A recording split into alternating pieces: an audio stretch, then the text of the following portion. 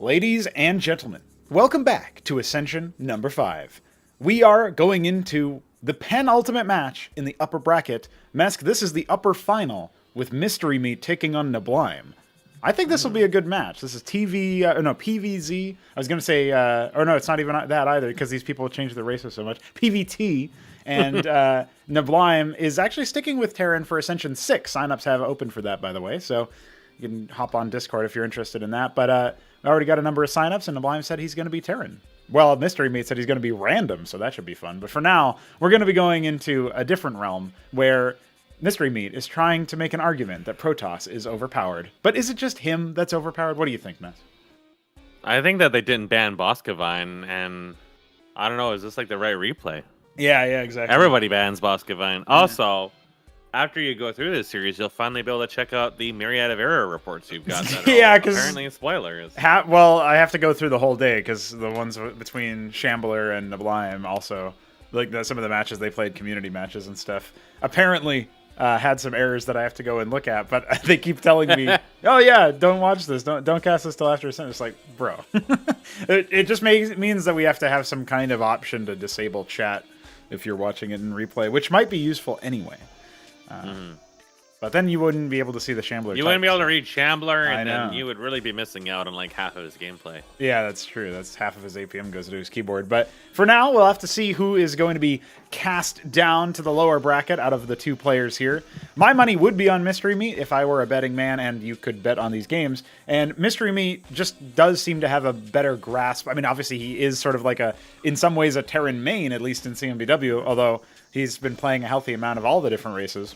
And that means that he has a unique understanding of what he can abuse going against Neblime's Terran, whereas Neblime is a recent convert. He was originally Terran just because he didn't know that much about the project. Then he went to Zerg, and now he's back to Terran, and it seems like he's going to be sticking with that for the foreseeable future, echoing his Brood War play. As far as I know, he's his best race is Terran and Brood War. So, interesting stuff. But when I look at this matchup, I do see, Mystery Meat obviously has been around for a little bit longer. He seems like he's the favored player.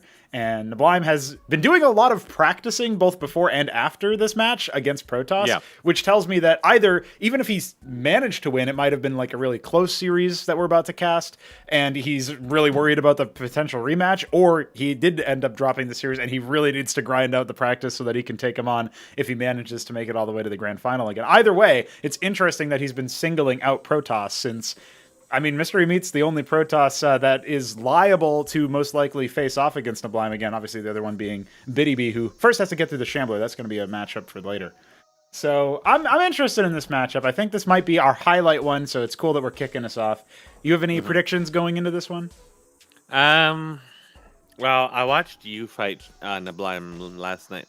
Yes. And I know it was kind of a goofy game, and neither of you were really particularly taking it seriously, but I couldn't help but feel that Neblime's late game, mid game were kind of weak, and that I don't think he was doing a standard like drop play, but there was a lot of it felt like even though he was constantly pumping workers, that he was constantly starved for money, and you were able to just continually tickle and annoy him, not in ways that were giving you really advantages in the game, but in ways that I felt.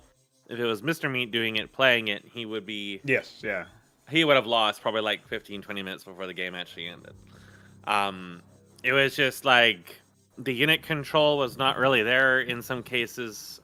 Some of the awareness of the units was not really there. It was more kind of minor things, but it was things I was just noting that were kind of adding up. And it's maybe I know it's an off day, but there were times where it felt not really respecting the possibility of stuff. He would respond to the Star Sovereigns and stuff like that, but that was because he already had Sun Dogs by the time they showed up.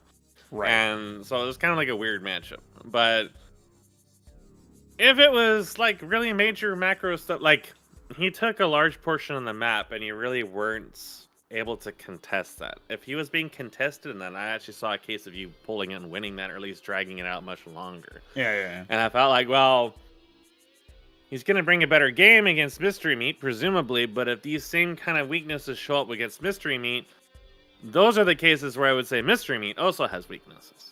So, okay. I think that if you're going to take games off of him, it's going to be in the mid and the late game, which means you're going to need to have that playing very well.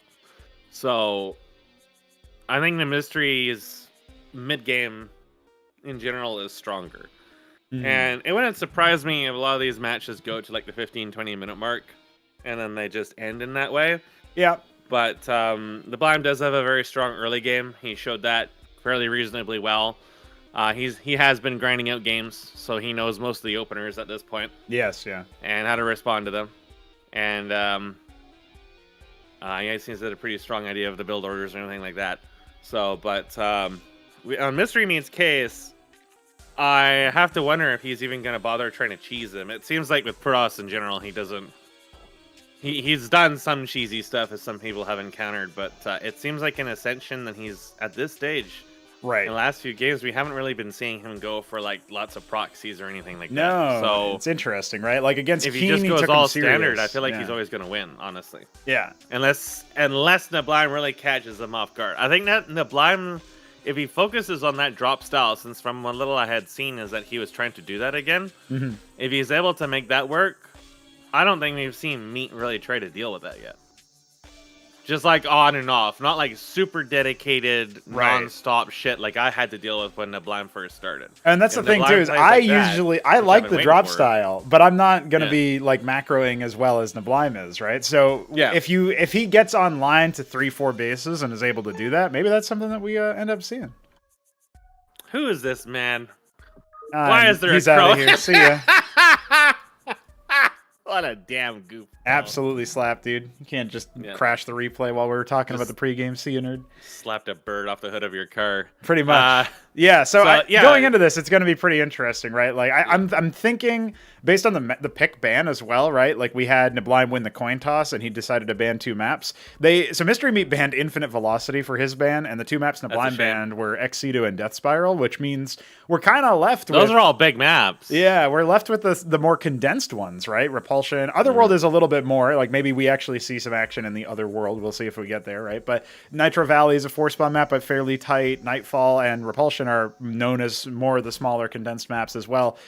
So yeah, I'm expecting mid-game timings, and that's about it. I don't imagine many of these games will go longer than 20-30 minutes, like you were saying. So yeah, I really would like to see at least one game of Neblime trying to do against Meat what he did against me when he started. Yeah, but I feel like the Madrigals were super, super strong back then. Yeah. And basically all of his success at that point hinged off the fact he could wipe out my entire worker line in like 2 seconds. Because I was so hunkered down across like 3 or 4 bases. That his units would always die, but he'd always kill all the workers. So it was just a slow grind down. That's not really as possible anymore. So I think that changed. Like he's not going to be doing that as much anymore. But it does sound like he still does occasionally a lot of drop stuff. And again, Mystery Meat's dealt with it on and off, but haven't seen him try to deal with something really that dedicated yet. So I'm hoping we get to see that out of Neblime in this, because it was really quite annoying to play against. Right, yeah. It's funny to me because... He's burnt like 2 or 3 Trojans. It was like 6 to 7 a pop in many cases. It was ridiculous. I was like, how the hell is this man multitasking all this shit? Well, maybe we'll actually end up figuring the answer to that question out here. Are you ready, Mesk, to get started? Mm-hmm. All right. I'm ready to go. I've got fluid. You've got fluid. Let me just make sure that I'm up to date here on the bracket and all that. Yeah, looks like it. So as we get into this one, remember we are going to be beginning things off on Boskevine, which is always a glorious sight to behold. Never banned in this match. Somehow didn't get banned. Yeah, very surprising. So let's head on over and see what we've got in store for us here. Boskevine, a map that, you know, Neblime is not favored. He's just not favoring his own playstyle on, right? So it's interesting to me that this one was allowed to sneak on through. But Neblime, the turquoise Terran in the bottom left, going up against Mystery Meat, the maroon Protoss, who has been marooned in the top right. Mesk, Neblime has almost 300 APM. Well, actually, almost 400 APM. And Mystery Meat... He's a spammer. He's just now getting into things, right? Neblime's a man after my heart. And Mystery Meat is... He's just hanging. Yeah, he respects wrist pain. He knows. Yeah. He knows. Whereas this man here is just almost up to 500. He's trying to get warmed up. If you hang around 420, if you just stay at 420 for a consistent 420 seconds, you will win a prize. It's arthritis. Yeah, yes, you will win. Right. Well, no guess from either player. Not really too surprised. I think it's going to be a fairly slow standard opening here. Yeah, you might see some tickling, but you can see the mapping out of the build order here for Mystery Meat is he drops his gateway. His 10th worker is going to go directly onto gas. That's going to eventually give him enough gas to go for a Dracodon as his first combat unit. And the stockade is nearly complete on the other side. And I have seen Neblime go Maverick expand before, so I'm not sure he would do that against Protoss, since obviously you have a lot more to worry about. But maybe he could go for something like that where he's building it in his base. We'll see if he starts to float a lot of money. Checking for the early proxies. Yeah, I thought that was interesting. Something is wrong this man in the past. Yeah, that's interesting. I thought maybe he was going to go up there to build a structure, but he didn't have enough money to do anything, so... And there you can see, it's actually a Zealot first, which is a little puzzling since he had enough resources for a Dracodon, but it looks like he wanted to save those minerals for the pylon block. I think he wants some early aggression on here because he wants to deny the first base. Okay.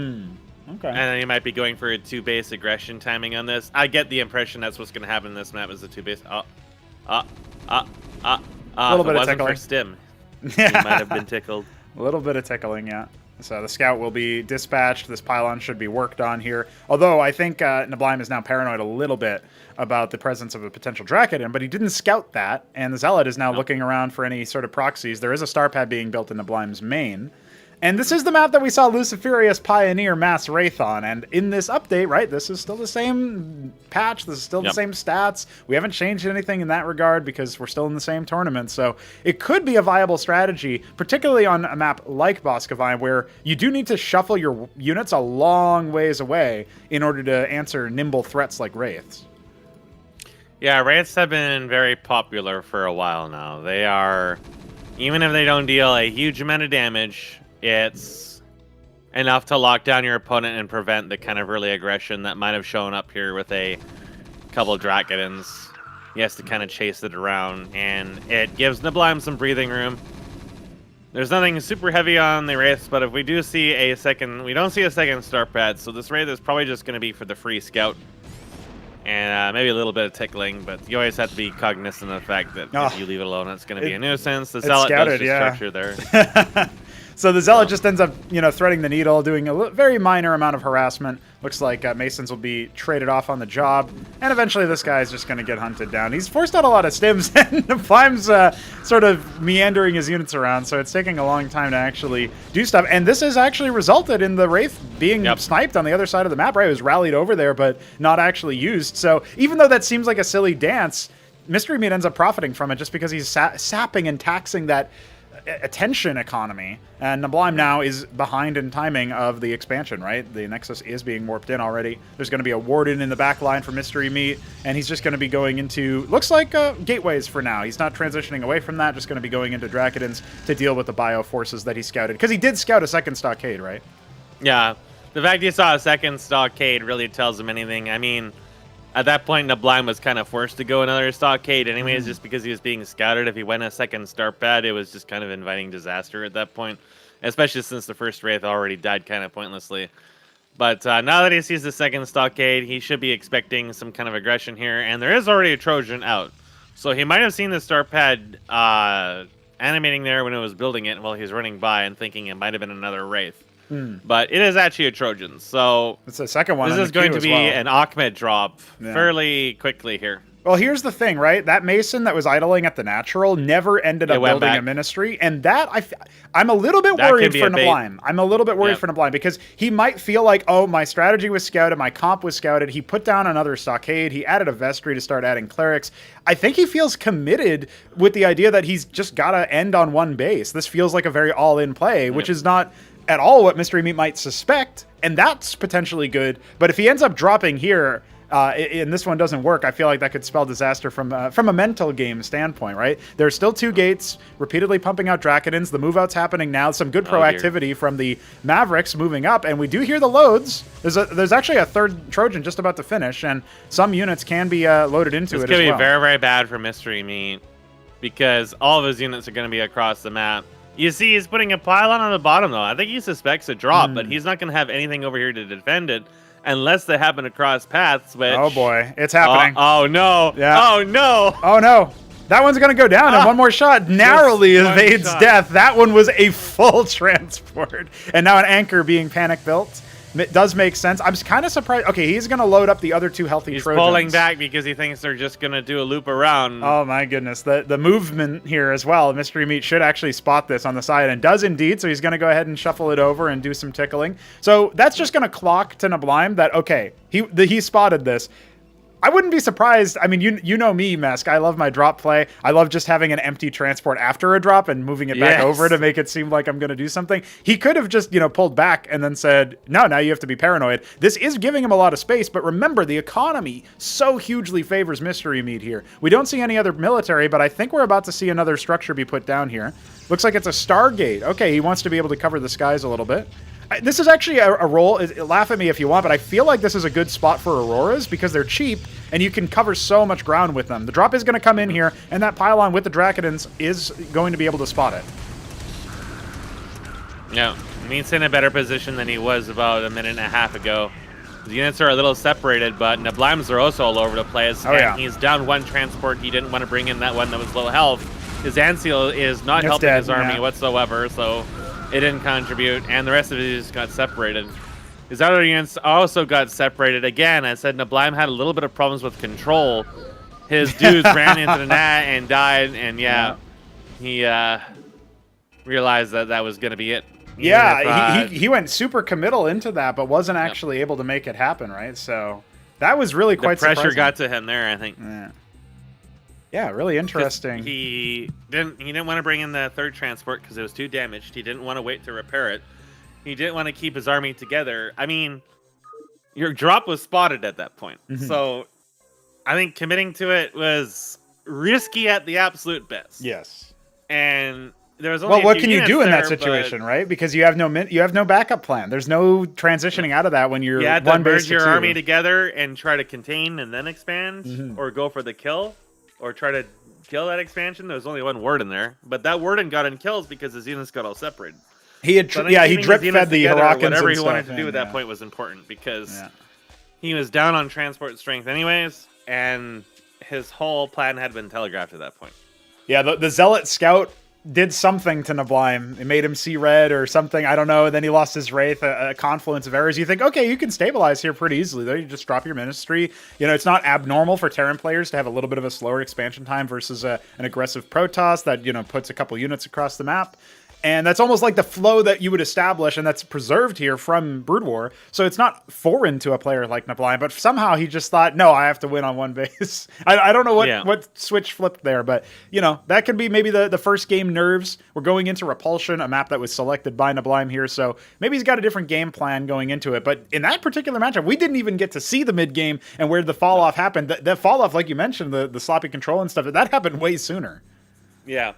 Yeah, it's there was too much going on at once. I think Neblime felt the pressure that he has to do something now. He entered almost kind of a fallacy, feeling like that he was going to be too far behind if he didn't just try to contain because of that expansion. He was so conscious about that expansion, and he committed super hard to that. And then he had, a gambler's fallacy going on here. Well, I'm in now. I just got to keep going. I got to commit to this. Yes, to make something happen. But as a result, both attacks got separated. The Anseal didn't get used, and he got pulled into the Warden on both bases. He got pulled into the Wardens. Right. So that was on top of everything else.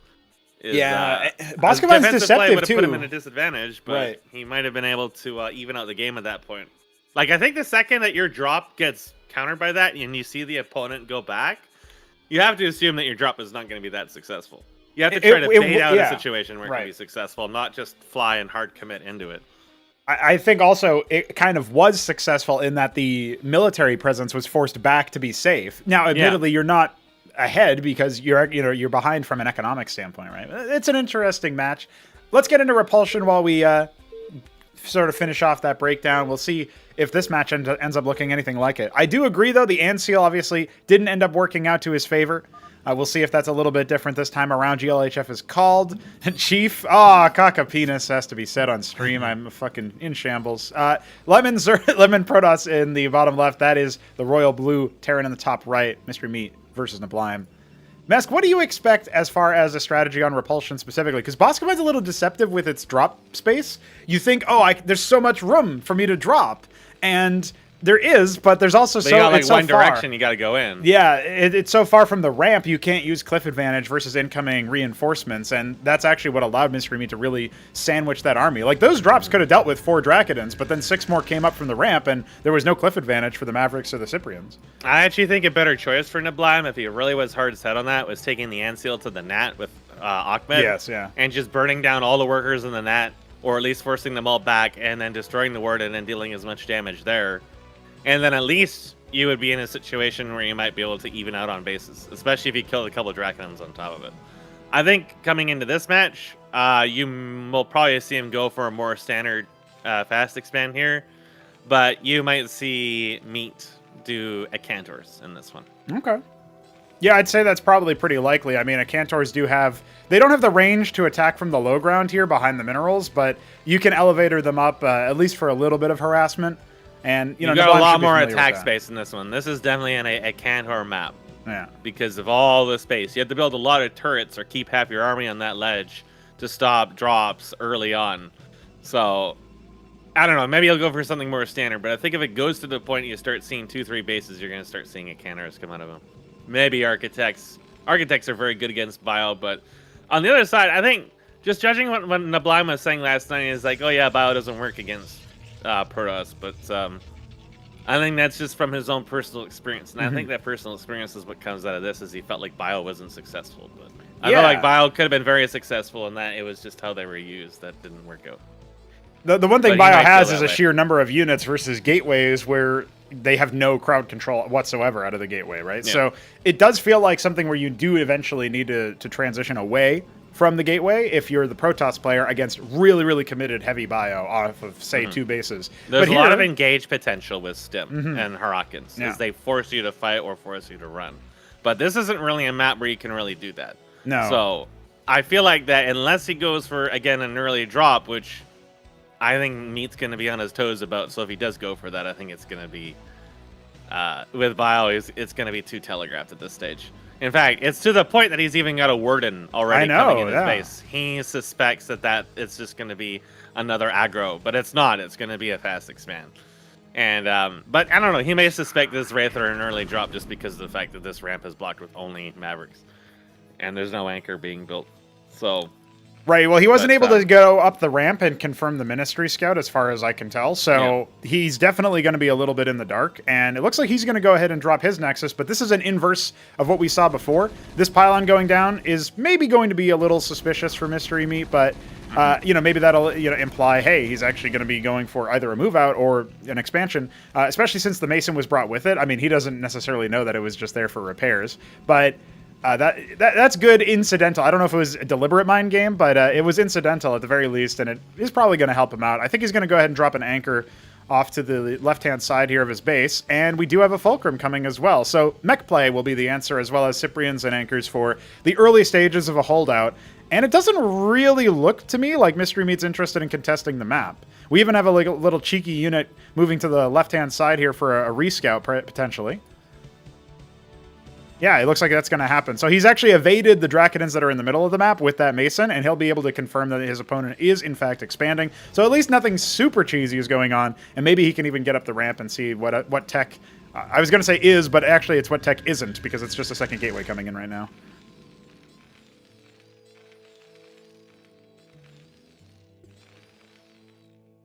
Goliath on the way from the Fulcrum. Slowly getting saturation up at the natural. Mason might actually... he's gonna scout the third base first. Some Dracodons will greet it, but should be able to get the Nexus. Problem is, these ones are on move command, so maybe not. Yeah, I feel like at this point, Neblime's not going to be able to confirm scout the expansion. But he might get a little bit lucky if these units are a little bit more on the idle side. Yeah, they actually moved, and that movement stopped them from shooting, which allowed him to confirm the Nexus position. So he's aware his opponent is going to be going up to 2 bases. He doesn't see it warp in, he just sees that it's finished, so he doesn't know how long it was, and he didn't get to clock how many workers were there.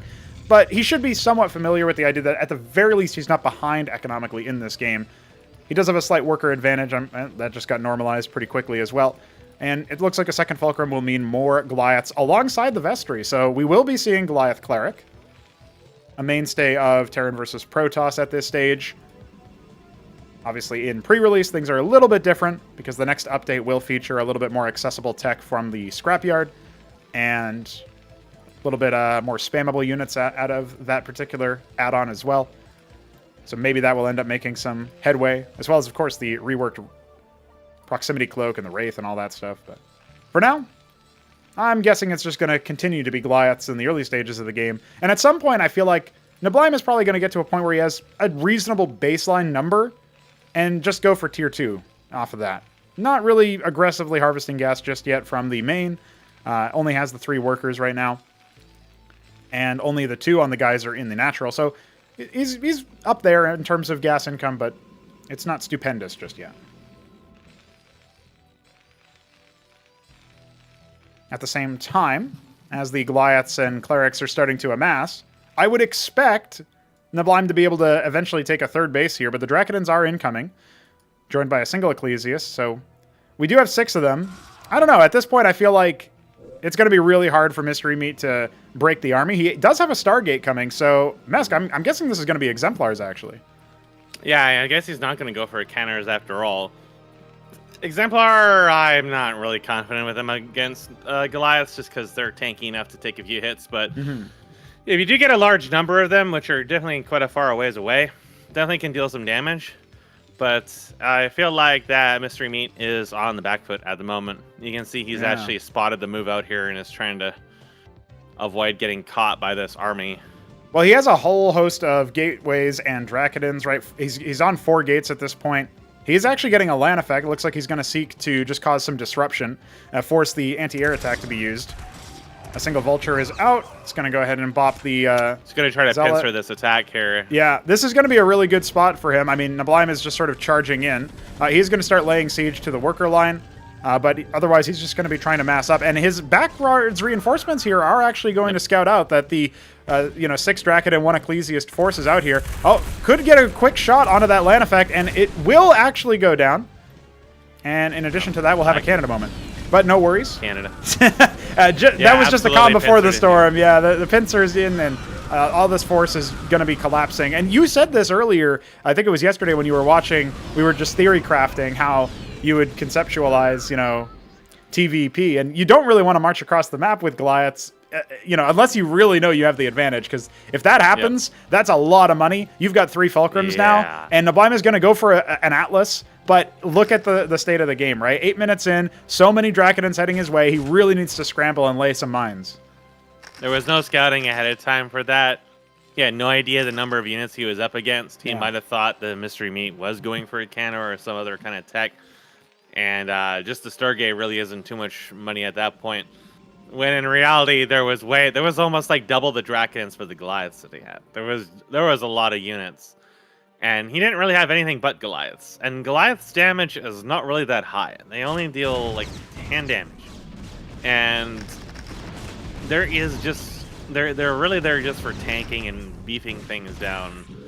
That's usually why you bring like some Cyclops for some extra AoE damage, which you would have needed a lot to deal with this. Or some Vultures, which you did have, but there wasn't that many of them, and they were across the map at that point. So, again, it would have been better. Neblime is very intent on being aggressive in these games, and it's not really working out for him at this point. Well, what I will say about the situation that he finds himself in now is at least he knows the rough positioning of Mystery Meat's army, and it's set up to contain as opposed to push in. He scouts a third base on the way. He slows down the exit of some of the Drakodons as well, and all right, well, he kind of knows the composition that he's up against. Although he did not scout the Exemplar, there is a second one just about to finish, as well as a second Stargate. So that's going to be a little bit of a focus point here for Mystery Meat, looking to lay siege to his opponent and maybe surprise him with that tech. There is a star pad on the way, as well as, of course, the Palladiums now that the Atlas is finished. And I'm expecting that those Scout will come in before the Wraiths actually... or rather, before the Exemplar actually leaves. I think the Wraiths are going to come in and confirm that the Exemplars are out there, which is going to give him some useful... It's going to find a lobster. Oh, there you go. It just confirms to neblime that he is still up there. Yeah. It also confirms to Mystery Meat that, yes, there are lobsters there. The thing about the Exemplar is the Goliath herd was dangerous to the Exemplar while it was still active. Now the Goliath herd is pretty much all gone, which Yeah. means the Exemplar are now way more dangerous again. And with 3 Exemplar, they could absolutely annihilate this main. There's only 2 Watchdogs. One of them's not even in a position to deal with air threats. Okay. So he could easily get attacked by these, and he might have like a Wraith or 2 to try to ward them off. Well, here's the problem. It's He not a didn't good go spot. for Wraiths. He went for Trojans, and he's going to be going for magical drops. But look at what Mystery Meat has done preemptively. He's got Wardens, 3 in the third, 2 in the natural, 1 and a second coming into the main as he gets his 4th. And while all this is happening, he's got 4 Dracodons on the right-hand side. That is going to scout out any movement that exits from this 2 o'clock spawn that Neblime's at. And 12 o'clock is just totally subsumed by Protoss units. The Exemplars will reveal themselves. That will probably force the Sentinel to lift off. Or maybe not. There's going to be a big engagement here, Mess, but I don't know if Neblime can hold on. There's a lot of Dracodons here. Yeah, he doesn't have that much anti-air to deal with the Exemplar. They can poke in and out while the ground units take some hate. There's no repairs or anything here, so gradually the feet are going to get stepped on. The Sentinels are a little bit of a nuisance, but again, even 2 Exemplar will eventually deal with this. Oh no, and the spinning of the Dracodons caused them to move in such a way that they might have revealed the Trojan as it escaped to try to thread the needle. You can see here the Phalanx had to unsiege and try to flee as the Exemplars just run roughshod over it. 2 Goliaths are in that anchor, but obviously they're focused mostly on the Dracodons at this point, and there's really nothing behind. There's a single Sentinel, a Ministry, there's the Minefield that's just going to pop pretty soon, and there's going to be an attempted drop of the Madrigal. Madrigals are in the main, but there's an Exemplar waiting for them. They'll get some damage in, but not nearly enough. He needed that to basically pop off. Yeah, he needed that to completely destroy the main economy so that he could maybe force a, resume, like run back, do something. He would have had to have survived there. Yeah. It was too far deep in at that point to stop. And all it really comes down to is him attacking without really scouting out what he was up against, getting pincered, and then just kind of like read like a book. Like one of those yaoi books, the Dojins.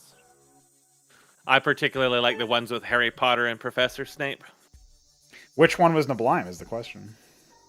I think Neblime was definitely Harry Potter in this case. Okay. He felt like I get echoes from that first game where he felt compelled he had to act, but he didn't have to act. He wasn't in that bad of a spot.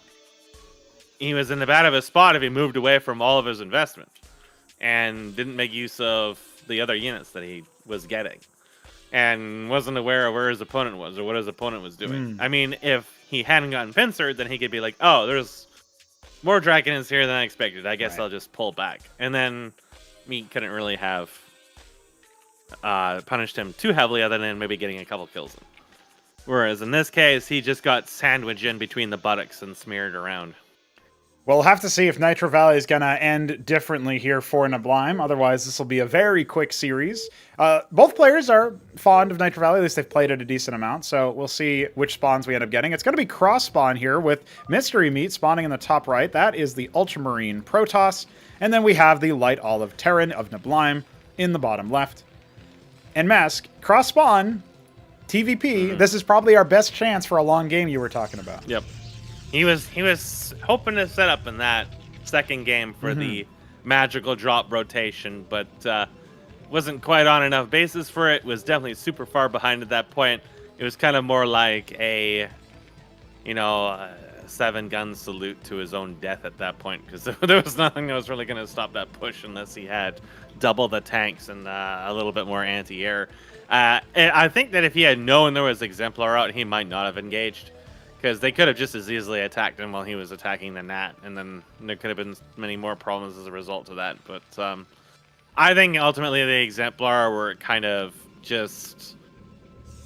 They were just kind of like tacked on. Like they didn't make too much of a difference in that match. They certainly helped Mystery Meat, but he was already so far ahead in the rest of his army and the rest of his map positioning that due to the first attack accomplishing so little, it just propelled him at such a state where he really could have gone any tech at that point. Or gone no tech at all and just forced it down with Dracodons, at least to an extent. With the Sentinels, would have been able to put some damage in there. But again, at Candor's, I think it would have been just the same thing. And in this map, though, they're both going to scout in the wrong direction. So that may or may not lead to some alterations. But I again, kind of like when we first started figuring most of these, like in Boskevine, I figured it would be a 2-base timing that ends it. And it was kind of like that, just both players did not go 2-base in that case. It was the case for the last game where the 2-base timing is what ended it. Meat was getting a third base, but by that point, the trigger had already been pulled and the snowball had been started. This, I think, is going to be kind of similar because the thirds on this map are so extremely unsafe. It's very, very, very, very hard to defend thirds in this map. They're very open. The best you can get is the one to like Meat's left and Neblime's right, which, again, if you have your ground army, you have to have it kind of out in front. It isn't as exposed for drops as Repulsion, but that just is likely going to lead to more of a standard kind of just like 2-base push in. So whether this actually gets resolved by that, I'm not sure, but I think Neblime is realizing that he can't be as eager to fight early on. Well, he's going the mass star pad strategy. A second one has just been deployed. I was curious as to what he would go. A neat little flourish here that's worth noting is that in stock Brood War, the meta for scouting is often to end scout, where you go to one side and then cross and then back down to the other side. And the reason for that is because sometimes you'll scout proxies in the middle, like an 8-Rax or a forward gate or something. Nobody does that in CMBW, so Mystery Meat was here. Yes, yeah, he's blocking all the spots and actually scouting out for drops, which could be in the cards, but doesn't look like it's going to happen anytime soon. Draken's instantaneously responding to this, unlikely to get a frag onto those, and is indeed that Wraith is going to fall back. And he's one shot down, but he would have traded for it for sure. Oh, yeah. So at this stage, Math Wraith is I think he feels kind of forced into this because his other two builds didn't work. And it's not a bad map for it, but it feels like, you know, with a Nat is reasonably close, that Meat really shouldn't have too many issues dealing with this. Yes, yeah.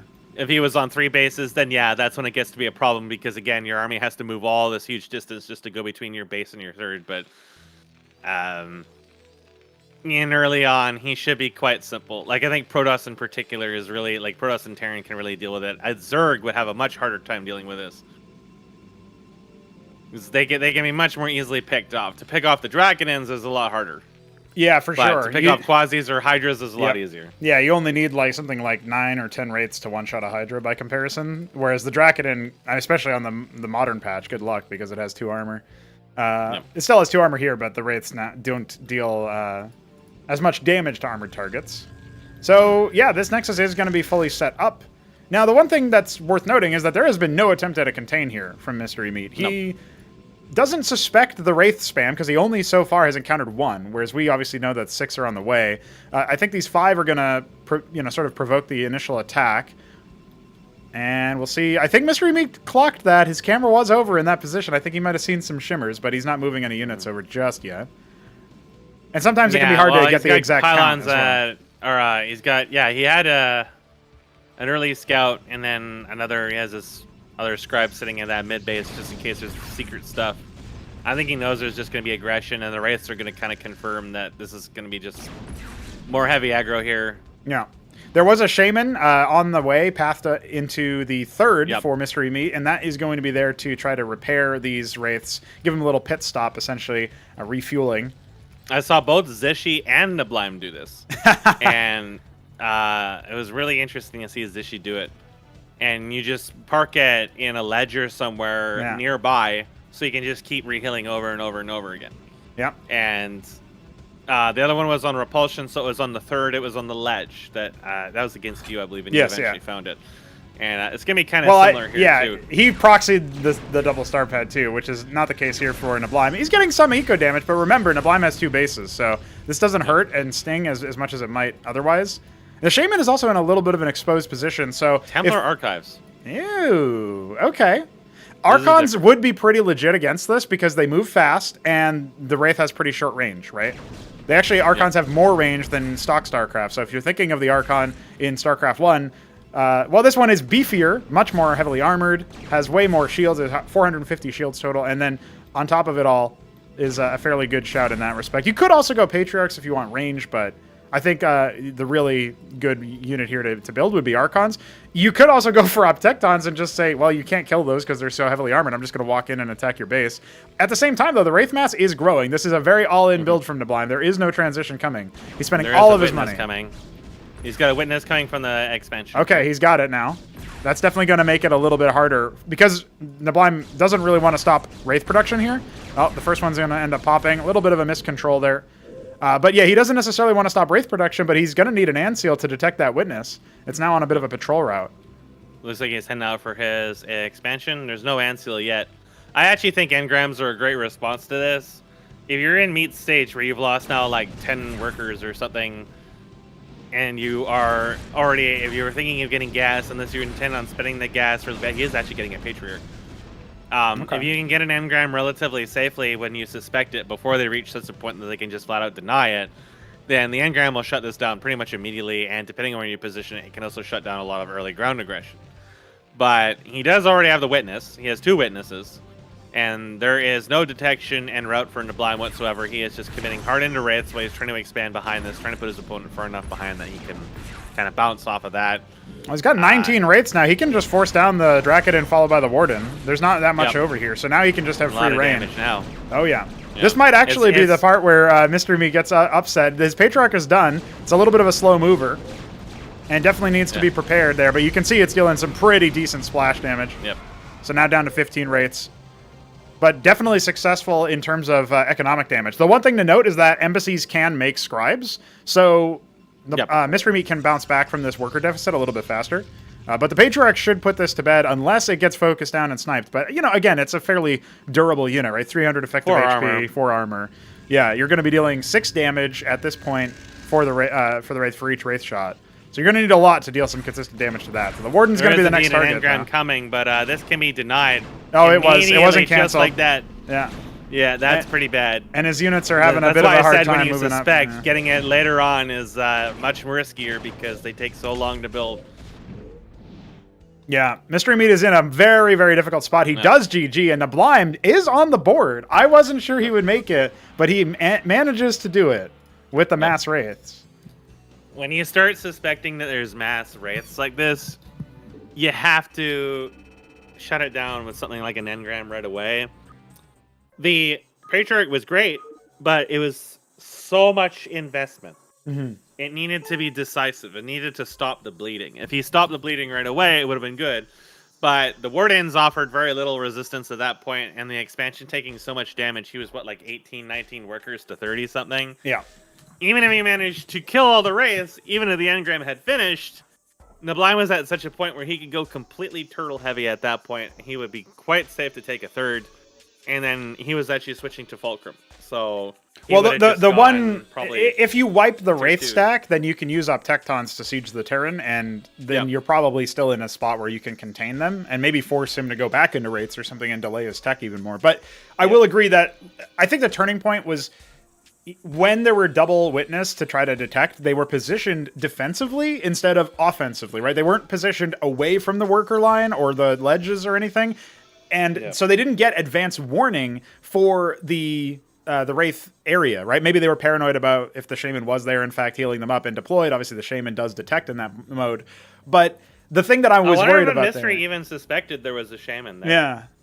Because you got to click on the Wraiths, and there's not really a lot of time to do that and see they're all at full health. He might have been wondering why he's not getting any kills. Right. You know, like, when I saw Zishi do that, I was like, huh, why have I never seen that before? Right. Well, now you know. Why is this new guy doing that? And it's like, well, he probably picked it up off of Neblime or someone similar that did that. And it's like, it makes sense to do that, but I haven't seen that before. But, you know, maybe this is like where that was first really showing up. Yeah, well, this is the first time anybody's seeing this game, so Zishi might have had some convergent evolution, or maybe 3Crow did it to him in the innumerable cheese games or something. But yeah, it's definitely a powerful strategy, right? And that's not the reason I was thinking maybe Shamans shouldn't heal air units as like a balance thing. But I was just thinking in general, like, oh, okay, well, would it be better if you had to repair... When you're doing mass Wraith or something, it's a little bit different, right? Like, now, in that case, okay, well, there's not really a logistical way I can mass repair my Wraiths if there's no Shaman, so... but, you know, it goes back to the whole air stacking thing as a problem. And, you know, Mystery Meat could have turned that against him, but he went for like you said, a very heavy investment structure in the Ancestral Archives. Then I goes think for if he got a couple Patriarch. Hierophants, if he went harder into Gateway, got a couple Hierophants early on, and was able to like kill individual wraiths, Yeah. at least if he was trading a wraith for a worker, Yep. that's coming out on top ultimately, is especially with the embassy making your additional scribes. Eventually, you're going to slow down the wraith horde, and you're just going to stabilize. But either that or else, again, getting the engram immediately when you suspect that. He may not have suspected it's going to be hard into wraiths because, well, Neblime had a few wraiths in the past. But I think when you start seeing like 4 or 5 of them that early on, you know it's going to be very committal. At that point, the engram isn't necessarily a bad investment because he's already spent a lot on the star pads. If he shut the whole thing down and managed to kill a bunch of them without bleeding too many workers in the process, then it saves you in the long run. If you've already lost like 10 workers, you're already taking a lot of deficit. You can't really afford to mine the gas anymore. So the Patriarch idea was really great, but it takes so long to get that, and then you're still chasing them around. So yeah, if he had one ultimately, Patriarch in wasn't able each to base, stop you know, then now you're cooking. You know, Patriarch Witness, that stabilizes, but he needed That's to a get huge that investment Yeah. just to stop like mass wraiths. Yeah. So if he was going to do that, needed to have a strategy for actually preventing them from getting worker kills in the meantime. Let's see what happens now that we're going to Otherworld. This map selected of the 2 remaining by Mystery Meat.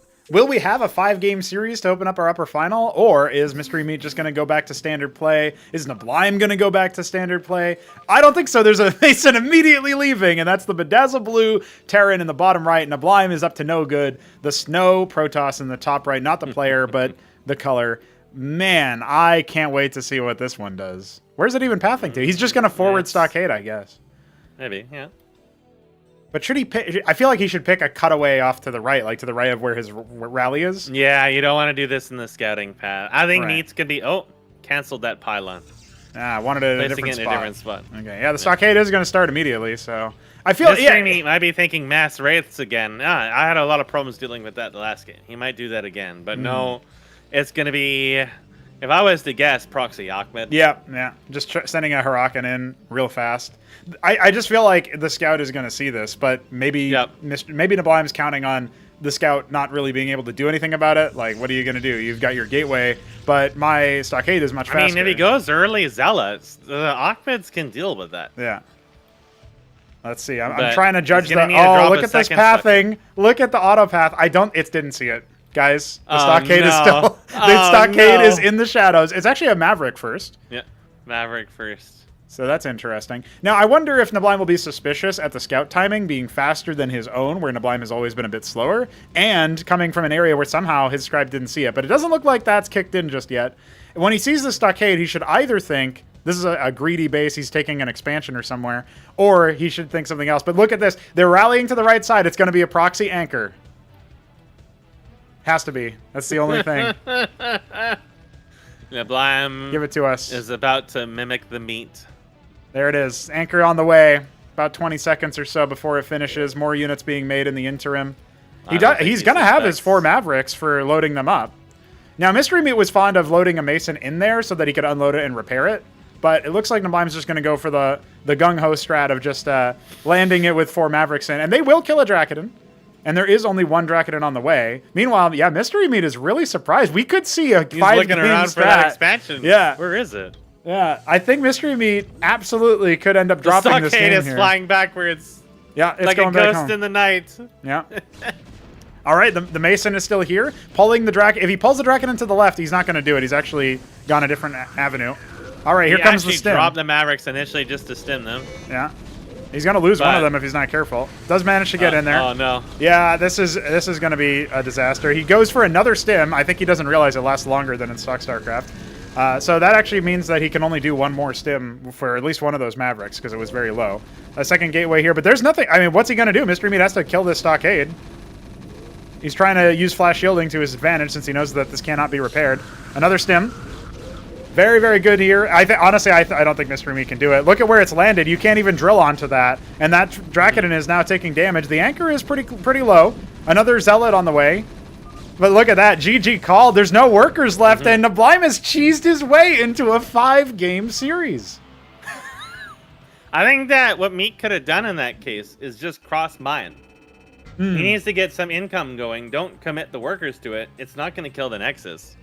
Just slowly whittle them down with flash shielding. Just be calm and mine.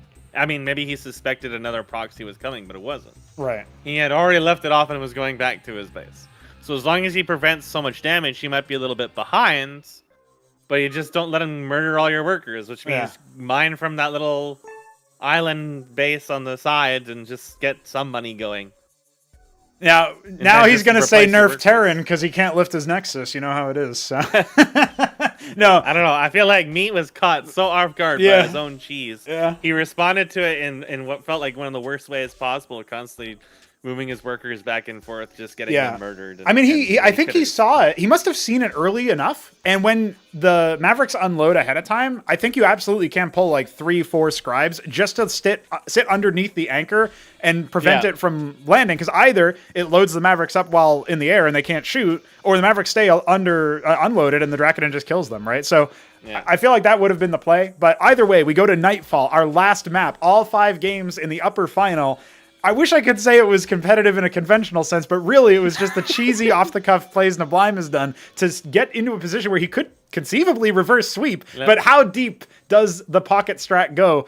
How stinky is neblime's cheese? That's the question, right?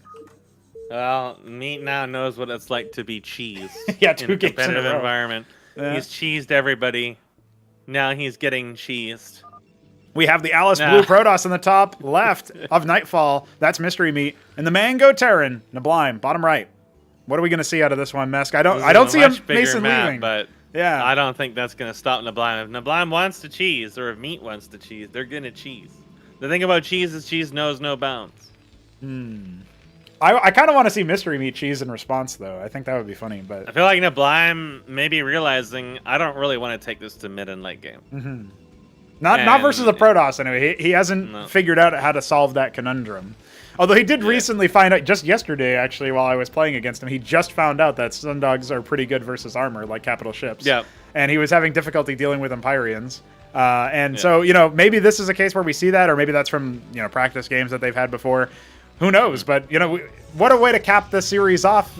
What other way would you want other than either absolutely insane cheese or, as it seems like, a standard game that hopefully goes long? That seems like more so the recipe that I'm expecting. And neblime is instantly scouting for proxies in his own base.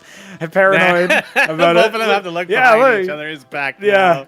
Yeah, that's scary. I don't know. I don't think conceivably you could get a scribe in this early, though. So I mean, it's fine to do it, but he lost some mining time for that for no reason.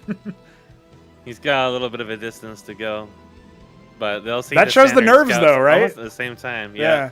I like the idea that both of them are a little paranoid and they're like, "Oh shit, I really gotta." Some dumb shit's happening.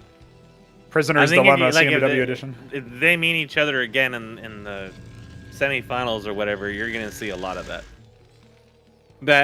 Oh yeah. Pandora's box has been opened and cheese has sprung forth. But I think when he sees the Maverick on the ledge there, it's kind of going to tell him that, no, this is going to be more or less standard. Mason just passes through the worker line. Oh, here he's coming. He mad. He is mad. Doing a little bit of light harassment. A little bit of tickling. There is, of course, a pylon blocking the potential spot. You know what's weird about these games is we've never seen Lattice. Yeah, I know. Never seen Vassals, never seen Manifolds. I guess it feels like Vassals aren't really that great against Terran because they already have a bunch of anti-air, but, I mean, this is Mystery Meat. I feel like that he would very much go mass Vassals against Terran. I've made it work. You can make it work. It's possible. Maybe it was easier when there was 2 of them, but they can still do it. Well, they're more individually durable now, so it's a pretty big deal. We have Cyprian's reasonable damage, but then again, a lot of the cases, neblime has been going early healing, so Vassals are less effective against that. Absolutely, yeah. But look at this, the Zealot looking around. Do I see anything? Golems aren't too bad either, right? Yeah, he's being very mindful of some bullshit. But he saw the Maverick on the first ledge there. It would have been a little bit of a stretch to have the double stockade with the second one being the later one being nearby on such a huge map. Right. So that's the Ecclesiast coming out. This tells me that there's some early aggression coming. One thing I've noticed is that neblime sometimes is a little slow to update his mini-map camera to like look at, oh, I saw a unit, in this case the Zealot. And on pre-release, we've updated it so that the vision timer is much faster. So you will lose vision of that unit way faster now, instead of it being kind of inconsistent. I feel like maybe Neblime in particular could get caught off guard a little bit more, whereas Mystery Me is usually much faster to respond to those kinds of things. It's just another little minor note. I don't think it's going to make a big difference. And a second star pad is on the way. Mesk. He's going to try it again. Mass Wraiths again. He's going to try it I think that he again. scattered it out with the Wraiths and saw the units had already left the base. But he already has Cyprians at the ramp. There was no Wardens already there. No. He feels like this is a good enough opening that I can just switch to this. Yep. He's not fully saturated on gas. He could use one more worker on the ridge. This. Yeah. He's getting baited into coming down and trying to pressure this. That Ecclesias told me he wanted to go aggressive early on. And this is going to bite him so hard in the ass as long as he can keep these Wraiths a secret and hold this off for a while. Yeah, he needs to, I mean, we could, theoretically, we could be in a bit of a base trade situation, but yeah, as long as Mystery Meat doesn't manage to make it all the way up the ramp, and why would he, right? Like, if he thinks this is just standard play, why would he do that? But the Cyprian's actually been pulled all the way out because it wasn't on hold position, it wasn't caught, so that could be a situation where now... the Wraiths were going to him, now they're all pulling back. Yeah, Neblime he was looking for some aggressive... No, now they're going back again. It means he sees these shimmers going back and forth. It's going to be a big tell here. Oh, I think he wants to start heckling the Dracodons along the way. But that's going to give away his plan, right? Like, this is better for Mystery Meat because he knows, oh, I'm not I'm not going to get under attack. I can actually prepare for this. He already had a Warden. He's actually he felt a little intimidated that his ramp could have gotten broken. Yeah, it absolutely could have with this number of Dracodons. Remember, this is a one-base play from both of our players. I feel like they're both now in positions where it feels dangerous for them to try to expand. They've been cheesy or aggressive in general. And, you can see he's at a point where he has enough Wraiths. He's pulling all his workers there. He's expecting it. But if Meat just sits here for a while, unknowingly, he's actually pulling out on top because of the workers are evening out from this. Yeah. There's 5 Masons chilling out there. Well, this is also kind of what you want to do against mass air anyway, is that, okay, you're going to try to attack me. Well, you spend so much money that you don't really have much to defend. So if I keep my forces on your side of the map, that's going to be good for me. A Nexus is on the way for Mystery Meat, so he will start to pull ahead in terms of economics, but still a very interesting situation. And of course, it will be scouted by this Mason that was idling at that 9 o'clock position for a very long period of time. Wraiths are back on the way, and the army is compelled to pull back because there's so many Wraiths now. Yeah. And now he doesn't think he can take that ramp, so he's just pulling all the way back. This is a little awkward because some of his units are moving over into the bottom right, and Mystery Meat seems to have forgotten about them because they were just on a rally point or something. And now he's... I wonder if he suspected that Shaman was going to come because he almost cut it off, and I don't know if you can realize that. These Wraiths could, however, pick up these 3 Dracodons here, which would be a little bit of a mop up for him. Yep. Yeah, they're going to start to fall. Only one of them left, and not long for this world. If Meat had stuck in front of there and managed to keep his attention there, he could have dropped down engrams in his base, and he would have been very safe. Because at that point, the engrams are going to just annihilate the Wraiths, and he won't have a Shaman over there to try to tickle them down because the Dracodons would be blocking anything from leaving his base.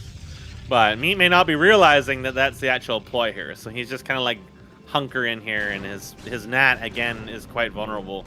It is, yeah. He's got most of his Dracodons up here in the main. He is warping an engram behind the mineral line, which is going to help. Starting to trade a Dracodon for a Wraith. That's obviously more cost efficient for Neblime. Although he is slowing his Wraith production down, right? We see the 3 blinking star pads, but he's got the Ministry. Want to transition. Yeah, he's already going for an expansion, and we have another engram happening this time in the main. So, or the natural rather. Mystery Meat seems to have learned his lesson from the previous run-in and is getting land effects as well. Not a bad shot if they engage on workers, and then you can use that opportunity to spark your disruption field. 14 Wraiths. I think the Dragonids might be a little far out that the engram's not going to protect them here, but he's got another one coming in his Nat. So if he keeps Neblime's attention on the main right now, absolutely, the Nat is going to be fairly secure. Yeah, and what can Neblime do? I mean, he's cut all of the production. He's going for fulcrums. It looks like he's still not really prepared to turtle out for tier 2. He's going for this Nat. He hypothetically can get this engram down before it finishes. Yeah, only the Zealots are here first, and yeah, you can see the engram is going to get focused down. Not even canceled, so Neblime has to use this opportunity to make hay while the sun shines, shut down the gas production here. The land effect is in the vicinity. Does do splash damage, obviously, but fairly vulnerable to this many wraiths. You can one-shot it. And losing the engram and the natural kind of means that it's not really going to be that hurts a lot. It yeah. didn't get to even contribute any damage. Here we go. Engram is going to fire off a couple shots, or at least one. Narrowly manages to miss out there on even the if he shot. destroys the engram here, the engram could feasibly kill like enough wraiths to pay for itself at this point. Yeah. Or at least do enough and damage. Losing slow the momentum attack, is not what he wants. Right, yeah, absolutely. Well, again, he's all of his wraiths are a finite resource now. These 3 star pads are not they're not producing anything. Going Goliaths at this stage when your Protoss already has a lot of gateway units, including Zealots, feels like a bit of a fool's errand, and it was scouted by the wraiths in the first place. So they're coming in at a bit of a brutal timing for Mystery Meat as he has put down another engram. And I think it will be focused down. Yeah, he can't even cancel it. I don't think you can build it now. I think that if you got to do like matrices or something, or go for well, he is getting an embassy, but it's just gonna get sniped. There's too many wraiths at this point to build it out in the open where the units aren't even surrounding it. I like the land effects as a choice, though. it. Once he gets a good number, like say 6 land effects, I mean the wraiths are not going to conceivably be able to kill them all in time before a lot of them start popping.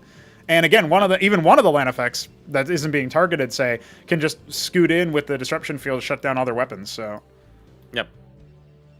It's a question and he can use his transition. Yeah, at some point. He could have just picked off a land effect here. Looks like the response time is a little bit slow. The witness is coming, but it's only halfway done. Just sort of scoping around, seeing what they can do. Get a couple of workers and fall back. Oh, make that way more than a couple. That was 6 workers that just went down. The witness being delayed because of those engrams that multiple times did not end up getting got definitely is this is a style Mystery Meat just hasn't had to play against very much. And at this point, I mean, we talked about it a few times now that those star pads aren't blinking, but he's getting a lot of value out of these 18 wraiths that he's preserved. Like, he hasn't lost too many of them. He's putting his opponent on the back foot a lot. He's forcing him into land effects that will start to expire in value pretty soon, and now the wraiths are going to start to... He's going to try to split attention off the engram there. Yeah, great spread and a stagger so that he used his first wraith on the right-hand side. Oh, even snipes a land effect as well. This is forcing an all-in committal move out here. 4 land effects. Oh, no, Meat, you can't do this. He's pulling the workers. You didn't have to do it this way. No, I think he's got to be looking at this and feeling pretty frustrated, right? He's gonna. Oh, he's said on an attack order. He's having a moment with those land effects. The wraiths are just killing his base now. I feel like the land effects could have just done it, but he caught him on a move out. What is this? Darkened Fantasies, you can't do this. Oh, he's disabling his own units. It's going to be a total disaster. GG's going to be called here shortly. I can't believe neblime managed to do it with the wraiths again. Mystery Meat knocked down to the lower bracket. The first playoff series that he hasn't won. My God. That's incredible. He did not know how to deal with the wraiths. Yeah. The engrams were a good idea, but you got to protect them when they're being built, especially when there is so many wraiths. There's so many of them. When they're dealing that much damage, you have to think that any single thing that you try to build in your base can be attacked. You got to be protecting it. And that meant that the lone engram and 1 warden in the main didn't have any support either. So he can conceivably force it down if he really, really wants to. And neblime is kind of like, you have to feel that your opponent is forced into that point, that they're going to make some kind of gamble like that. And yeah, he was schooling neblime with the standard play. But the fact that he managed to do that at the end of it, and the adaptation didn't come in, right? We saw some ideas, some shades of a concept that might help, and it just didn't end up working. Hierophants. There was no Hierophants. He could have gotten so many kills chasing them if he got 1 or 2 Hierophants. When in that later half of the game, when he was in his base, every single time he came in to go for workers, he could have punished it. Just by slowing them down and trading at least. But he wasn't getting any trades in. So it was just a constant losing game, and then losing the 2 engrams on top of it was, I mean, neblime could have punished. I feel like neblime could have actually ended that game like 5 minutes earlier, because I feel like he wasn't even aware about that gnat, because he just was ignoring the gnat for a long time, and it was completely undefended. That engram was warping for a long time. It was killed when it was nearly finished. That gnat was totally undefended before that. He could have killed every single thing in that gnat and shut it down way sooner before it ever started to get going, and then gone back into the main, and then Meat would have been in an even worse spot. The problem with the land effects is you have to get them to stand and fight to really make the use out of their not burst damage, their sustained damage. Right. And he was not going to stand and fight, but you couldn't go Panoptis either. So again, it felt like, oh, I need anti-air AoE to deal with these wraiths. But they're not standing and fighting. They're just sniping and running away, which means you need as much burst damage as possible. That's why the engram is nice, because it's a bunch of concentrated burst damage. But you need to have something with it because it doesn't fire fast enough on its own, and he's not making crucibles that it can deal with them. And then when you're talking about like 16, 18 wraiths, that's hundreds of damage up front. They're all burst. So you need to have a way to force them to trade at the very least, which I feel like that. I mean, we've seen mass wraiths for a long time now, but it feels like Mystery Meat hasn't gone up against an opponent that can macro as well as he can, especially early on, that can produce and control wraiths like that early on. And then also healing them so that there is less delay between their attacks. It really pushed them off. And I think that's like the first time I've ever seen Meat get thrown off really consistently. Both games by that. Well, and what he said was in chat just now is that it's a symptom of too much pre-release. He was practicing on non-tournament play a little bit too much. So he was playing against the other cloak or whatever. Right. No, that came after, didn't it? Yeah, that came after. But like maybe just the fact that the wraiths deal less damage to armor, right, and stuff like that. They move slower. There's a lot of changes that. Well, they do. They don't do any armor pen in this. No, they don't. But they do 1x10 instead of 2x5. So each armor point matters more on double on pre-release, right? Yeah. So yeah, it felt like the engrams went down faster than I really was expecting, considering they had no armor pen. But even so, it's just a case of like it felt like he hasn't gone up against an opponent that is strong enough to do this, like at this level. Right. So it was kind of more or less what I expected to see out of wraiths when she hit this point. The addition of the shaman on there was also relatively new, so every single time the wraiths came in, they were healthy. Yes. So that's why you had to have as much burst damage as possible. Sustained damage makes sense when they're not healing up every single attack, but they're healing up every single attack. So you needed to have like 8, 10 land effects to be able to do a real trade with that, and that was just going to take too long off of one Stargate. So that's where the Patriarchs, I think, were a good choice, even though it's such a huge investment, because the burst damage was a lot higher. But again, it just takes too long to get that. Well, yeah, you think about like the Gladius and how it's also sustained damage. You'd never keep them alive long enough to make the bounces happen. And yeah, for sure, there's a lot of things that are like that where it's like, oh man, you're in for a rough situation if you're going to go that route. So Stargate. I think if he had gotten a lot more land effects, but it's almost like you need double Stargate, which is more expensive, obviously, than the Star Pad, and that's only useful. I mean, it has disruption field, but it's only really useful at stabilizing. So it kind of feels like a dead end unless it works out like super early, right? Because then, I mean, you can go into exemplars after with the Stargates and stuff like that, but the land effects themselves are just kind of like only there for anti-air. And also they don't do. The Stargate was definitely a path for him later on in the game where the exemplar could have been useful. Or he could have gone, depending, like, it'll never be useless because the Panoptis, the Exemplar, and the Gladius are generally useful. But he wasn't at the stage where he was really going to be getting those. So it almost felt like the land effects were nearly a dead unit all the way up until he either could make use of Disruption Web or until he had enough that he could actually trade with the Wraiths. Whereas when you are getting harassed by Wraiths and you're taking worker kills, you have to do a trade immediately.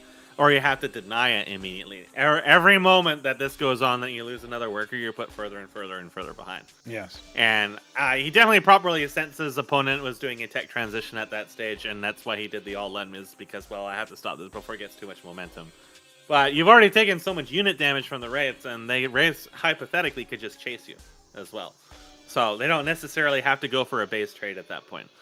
Which means that it's just like, it's a losing gamble no matter what it is at that stage, especially when your units are trickling across the map and they're kind of all over the place.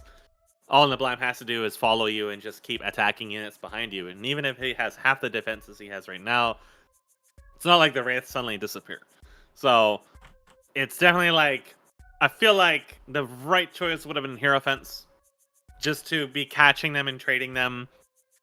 When you see that the first engram is down, it's already kind of too late to do anything about that. You want to be in a position where you don't have to move your other units away from the gnat so you can protect it.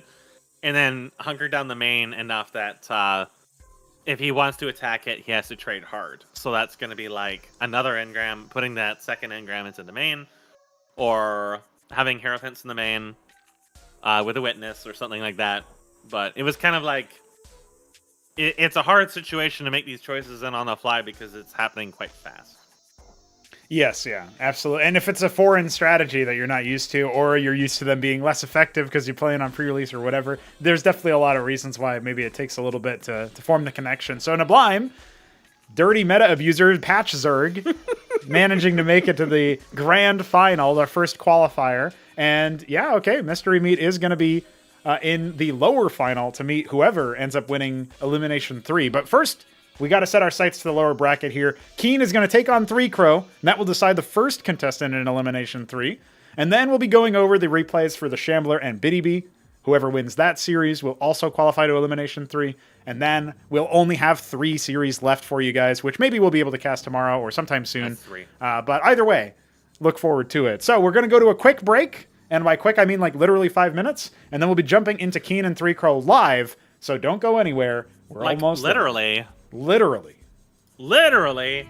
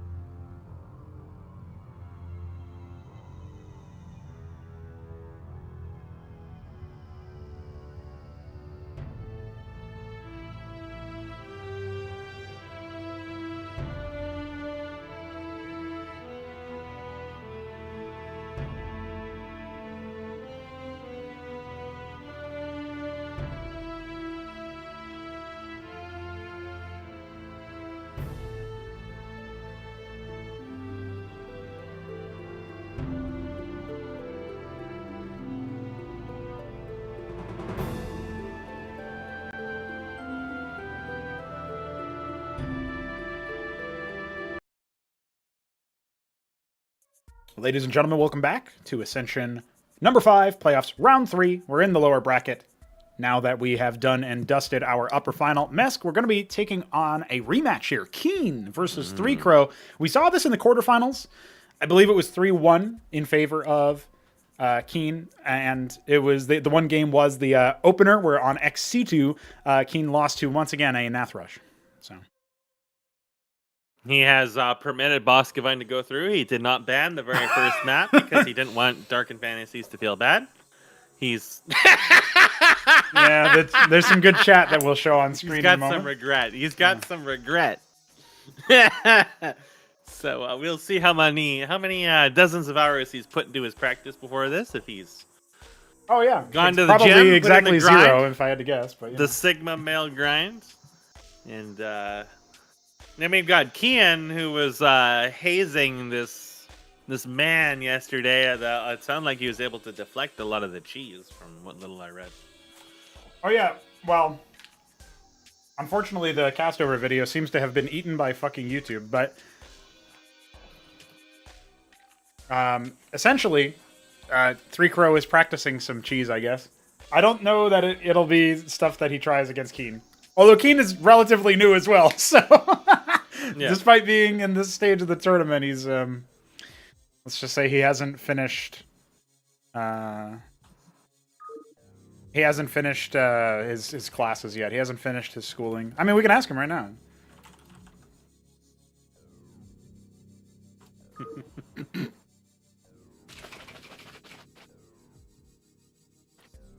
Wait for him to respond there.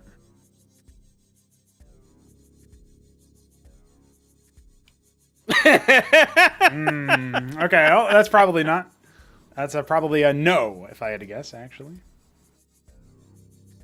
What's going on, Patrick? Welcome to the chat. Hope everybody is doing well this fine Saturday. We are now waiting for 3Crow to actually join.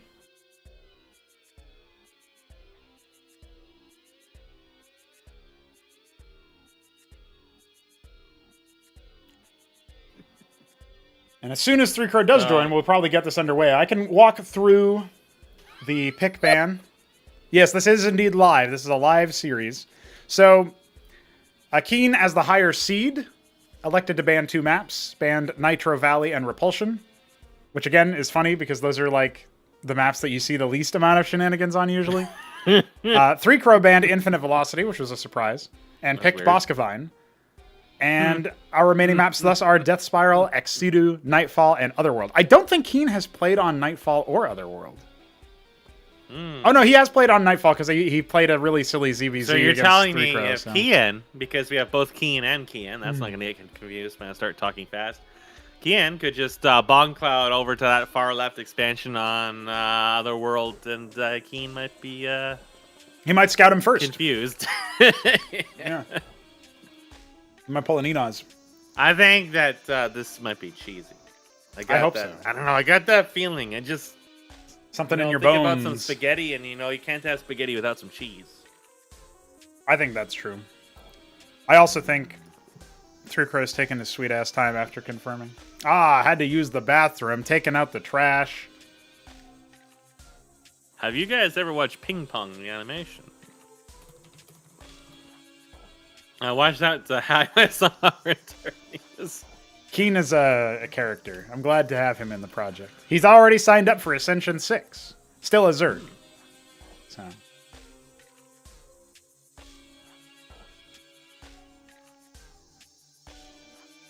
In fact, I guess while we're waiting, I can give a quick rundown here. Mystery Meat was the first to sign up as random. I touched on that at the beginning of our first series, but in case you missed that. Enos came in as Zerg. Dead Infested as Protoss. That's a funny one, considering he's infested. Hamster is Zerg. I'm glad. This chat, we didn't even get a chance to show off the chat because there's been so much discussion since then, but I just like that Keen opened up the map preview for Boskevine and said, interesting map. I should have banned it. That was a good one. Big fan of that. All right.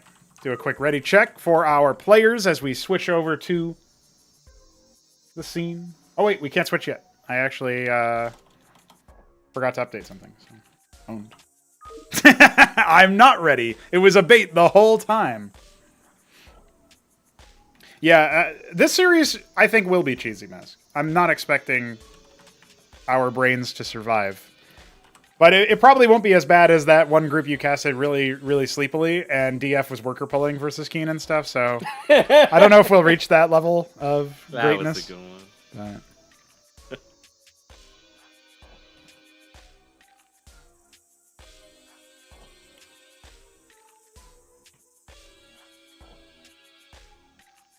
All right, let's see about that.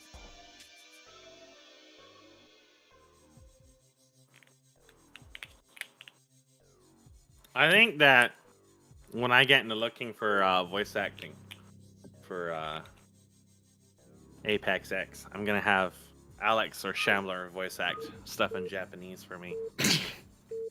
Well, that will be an interesting idea because I don't think they'll agree to it. But that's okay because we're coming in live. It's Keen, the Zerg here in the bottom left, the Asparagus Zerg versus...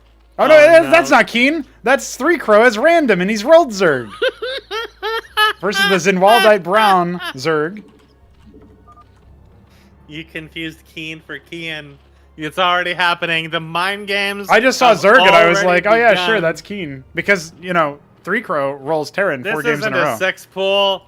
No, but he's going fast gas mask. It's not... Well, it is a 6 pool. What are you talking about? No, I guess Keen is going as well. I'm talking about Keen. What the fuck? Oh, got him. That's why he's asking if that middle is pathable, because he has a strategy, and that strategy is to cheese this fool. And this is gas. I don't know. Is it going to be Hydrith first? That's my impression by this worker kind of chilling here, picking his nose, but he doesn't have the gas for it yet. No. Look at the egg. Oh no. Oh no. Oh no. Not again. Both players are doing stupid shit. Dude, these Zeths might just run face first into like 30 circuits, but I think the circuits are gonna be done. No, maybe. I don't know what's gonna happen. Hold on. I just noticed something. Oh, what did you notice? False start, boys. This isn't a false... I was waiting for somebody else to see.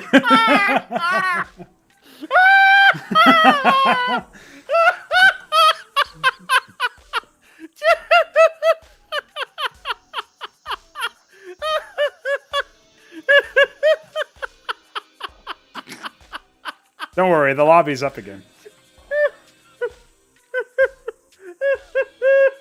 I was surprised that the map preview didn't show that, to be honest.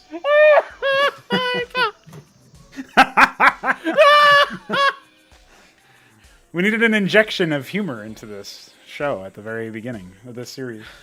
I haven't.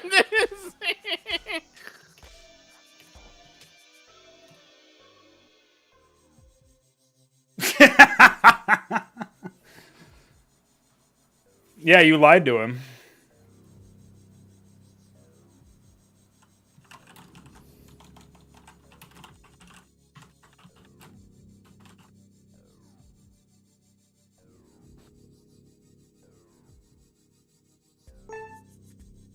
Now that's peak modded Starcraft. I hope we see exactly the same stuff. I mean, well, actually, I guess we can't because there's no way 3 Crow gets Zerg a second time. I can't. I gotta go. That's all right. I'll solo this one. That's okay. That was just a taster. 3 Crow is channeling his system clock to make sure he gets Zerg a second time. JK, he's going to get Terran 5 times in a row. Well, hey, this is before Wyverns were adjusted, too, so we should actually be fine. It's going to be the cross spawns, and it will be the Terran for 3 Crow this time around. This is the legit game, the real game. Wink. Alice Blue Terran in the top right, that's 3 Crow, and the brown Zerg in the bottom left. And it looks like Keen is actually going to do exactly the same thing with his 6 pool, but he's going to go up against, potentially, a Proxy Ahmed. I'm sad that 3 Crow isn't doing some insane cheese, TBH. They are not both Zerg. I know. I have been robbed. They're also in different spawns. But you know what? The map isn't full of black squares, and Keen is doing the same thing. Yep. I already clocked that earlier, yeah. The 6 pool strat. Oh, dear. I really wanted to see that.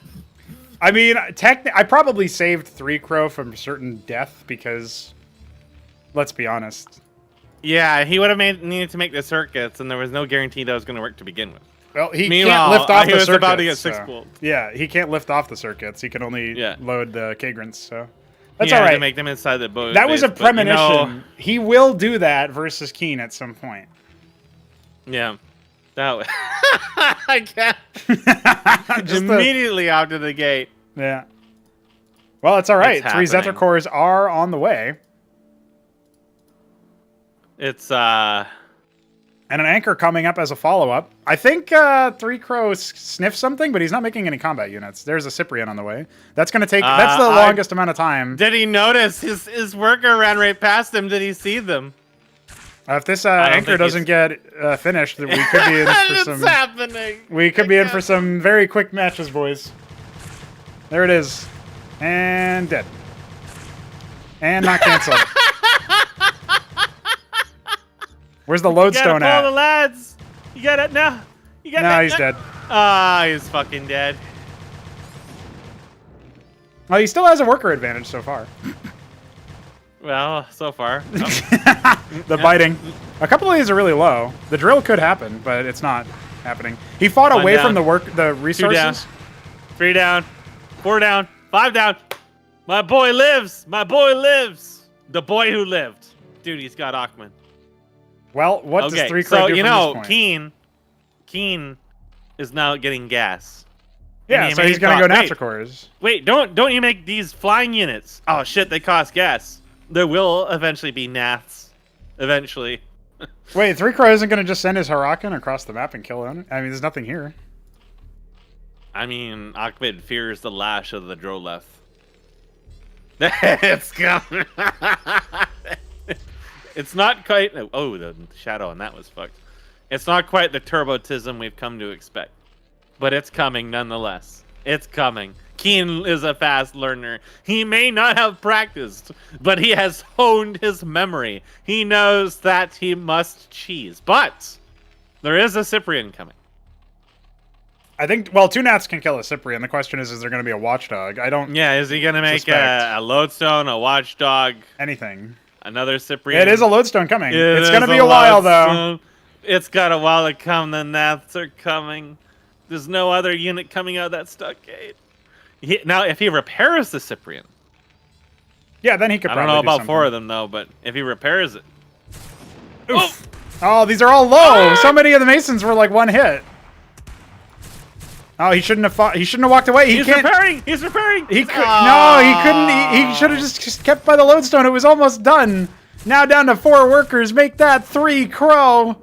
A Cyprian bravely tries to enter the lodestone. Yes. Send the Masons into the lodestone. Get the workers in there. Oh, yeah. Okay. No, good. No, Ahmed. You wanted them to go in Save there. Save Ahmed. Ahmed. Oh. Dude, he could have killed all those Cyprians too. I mean, Nethricors. Flying Cyprians, that's a horror idea. There's Hatteras being made. Keen is going to win this. I'm going to make a bold prediction. I don't know, man. He might take pity on his opponent and do nothing for 30 minutes while he tries to rebuild his workers. Oh, I think he's realized. You know, where we're at right now is a typical campaign start for Starcraft. You got the 4 workers. Yeah. You got ammunition. You got pre-placed garbage. Yeah. Your opponent owns half the fucking map, of course. Yeah. Right? That's how we do it. They're still wiggling around. Tickle. Oh, Ooh, ooh. Now, it's not like the Wraiths. He doesn't have a Shaman on standby healing them, so they do have to kind of wait a little bit to I thought of pad making, out those bullet wounds. you know what I thought of, Mesk, is I thought of making the air units be able to root like gargoyles in Warcraft 3 Undead, and allow them to benefit from the faster healing, the same way that burrowed units can. It feels like Zerg should be the ones regenerating the most out of the races. When right now, their regeneration is actually the weakest of the races. Well, Other it's than all their late-tier encompassing, stuff, so. right? Yeah. Whereas But like the innate Dragonins regeneration and of the stuff Zerg like that. is generally, I mean, it's stronger in this mod than it is normally. Oh, yeah. It's still not what you would like thematic. No, they usually use the Which can corpses be a problem to for these reconstitute, air units yeah. in particular, right? Like, there's Right. no way that you can run these like you can Wraiths right now. Even just running the Wraiths back to your base and repairing them with SCVs is faster than your Gorg sitting around for like half an hour because they have no health. Well, it's like 2 HP per second. It's not insignificant. Like, these Nats are already full health again, despite one of them almost being near death. Yeah, it's not useless like it was before, but it's still like it's different. Now, Keen can very comfortably explore the mod at this point. Yes. He can make one of every unit. Yeah. He can take all the bases, harvest up, get to tier 3. He can end this with Sovroliths. I think he just wants to go mutas, though. Yeah, probably. I mean, he's going to have the gas very shortly. Meanwhile, Kian is a little bottled in here, a little claustrophobic, maybe. Sees things darting in and out of the fog war every now and then. It's going to be an anchor for his next structure because, well, in for a pound, in for a goat. And the testicles, the boar testicles, the goat testicles, the horse testicles, the pony testicles, the alpaca testicles, the elephant testicles, and the white man's testicles. Now, Keen is not interested. Oh, never mind. He's going to make some gas here. What is he going to do? Is he just going to sit on bio, or is he going to go for some kind of like all-in mass wraiths? Mesk, I think he's going to lose. That's what he's going to do. It's just No, it's no, a question no, of no, how no. long it takes him to do Listen, that. look at his Mason. Yeah, it was he's doing the some- rain dance. Money will rain upon him. That's a second anchor for 3 bunkers in total. That's 3? That is. You know, that's the rain dance. He's performing the secret Konami code. That I don't know why Kian is making. I'm confused myself now. He's making circuits. Nothing worried. is gonna be leaving that base. He's not. My opponent has in GG despite having at one point 3 or 4 Listen. workers. You know. What he should do is make his own noveliths and transport those over so we can come full circle. I will feel forever robbed of that game now because of that. He needs to drop them himself. Why is but he I don't adding know if even more? What a goober. Well, he's got to be safe. And you know they say wear protection. So if he builds like 30 of them here, you know he's just being safe. The one thing I would say that 3Crow could do in this situation, if and only if he did not continue making Cyprians, is he could just bank a bunch of gas and just go a 1 base tier 2 Wyvern, and maybe that would be enough.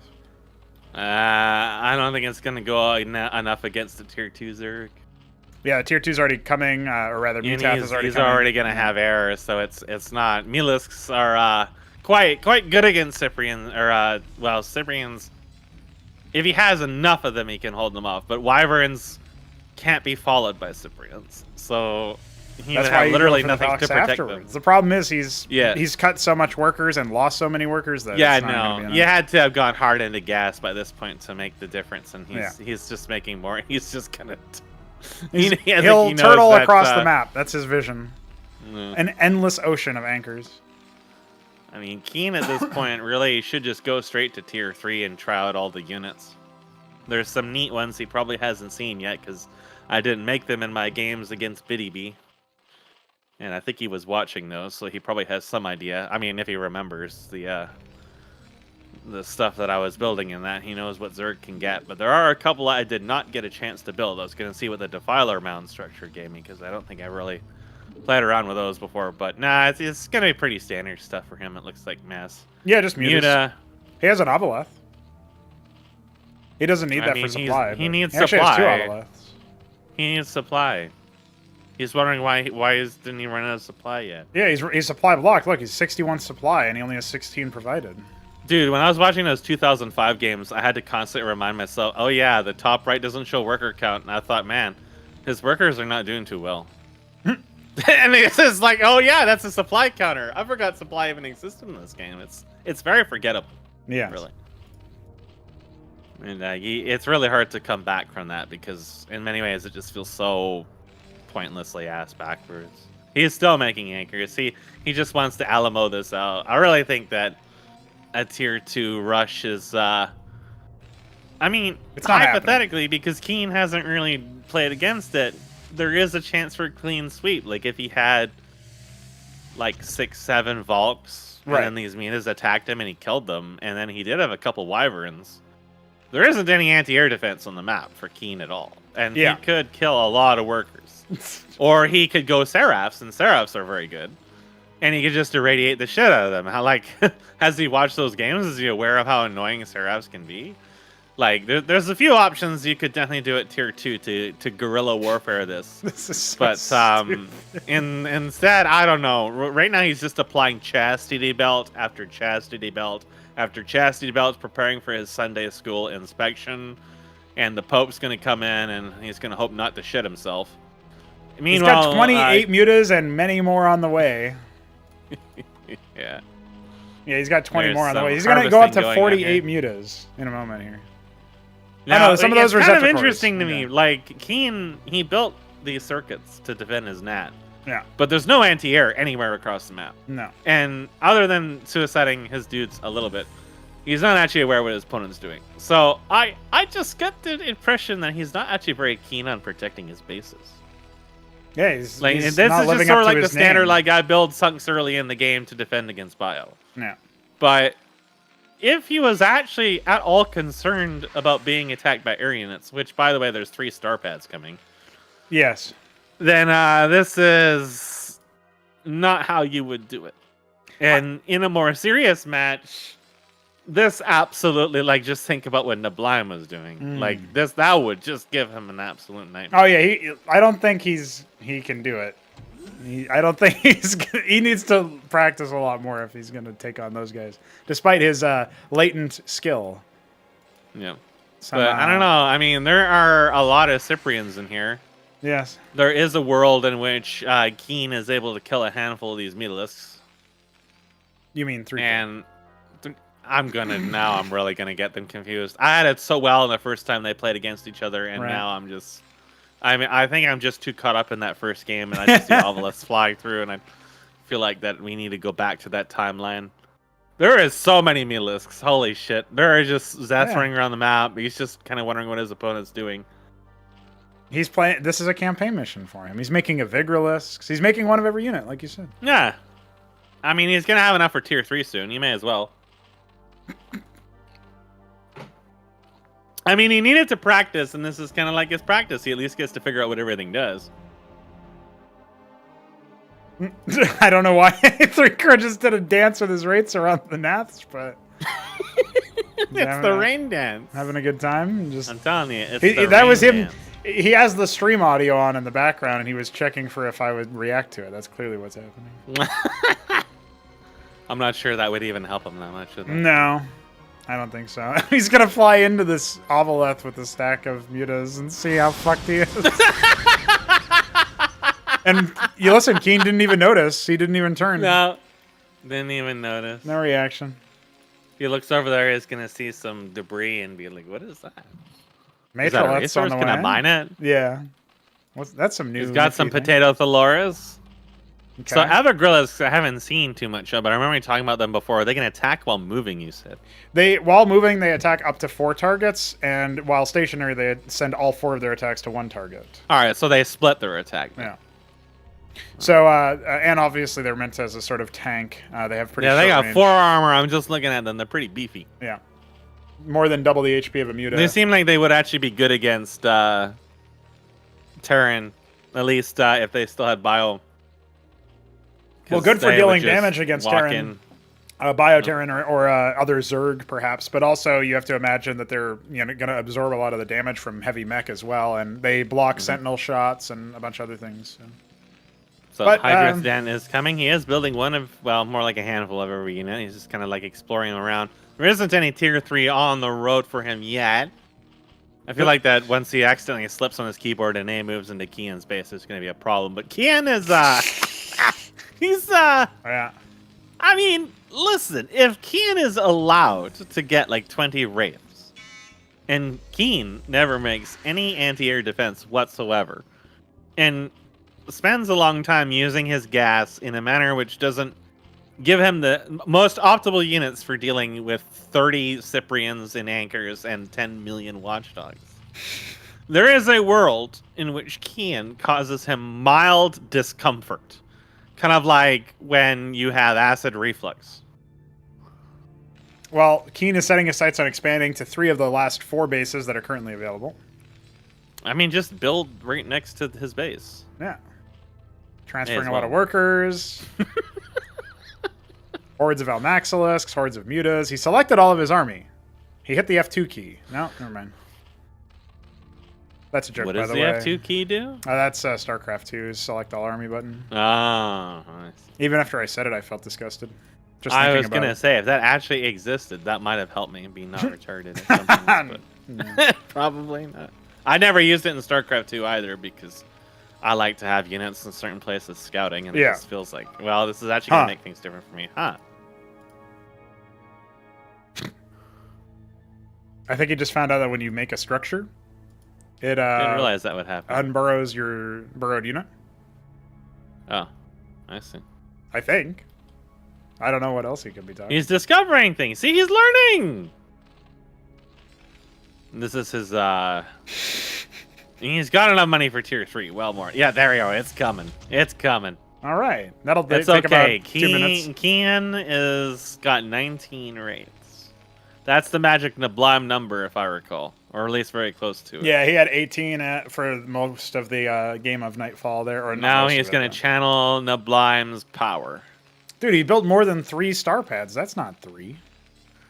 He did build more than 3. This could actually be kind of annoying for... If this goes on long enough for Keen, even though he'll be tier 3. Again, there's no anti-air defense anywhere on the map for him. He's got a lot of units, but the way that cloaking works is going to be a lot different than what he's expecting. And wraiths are also actually somewhat dangerous now.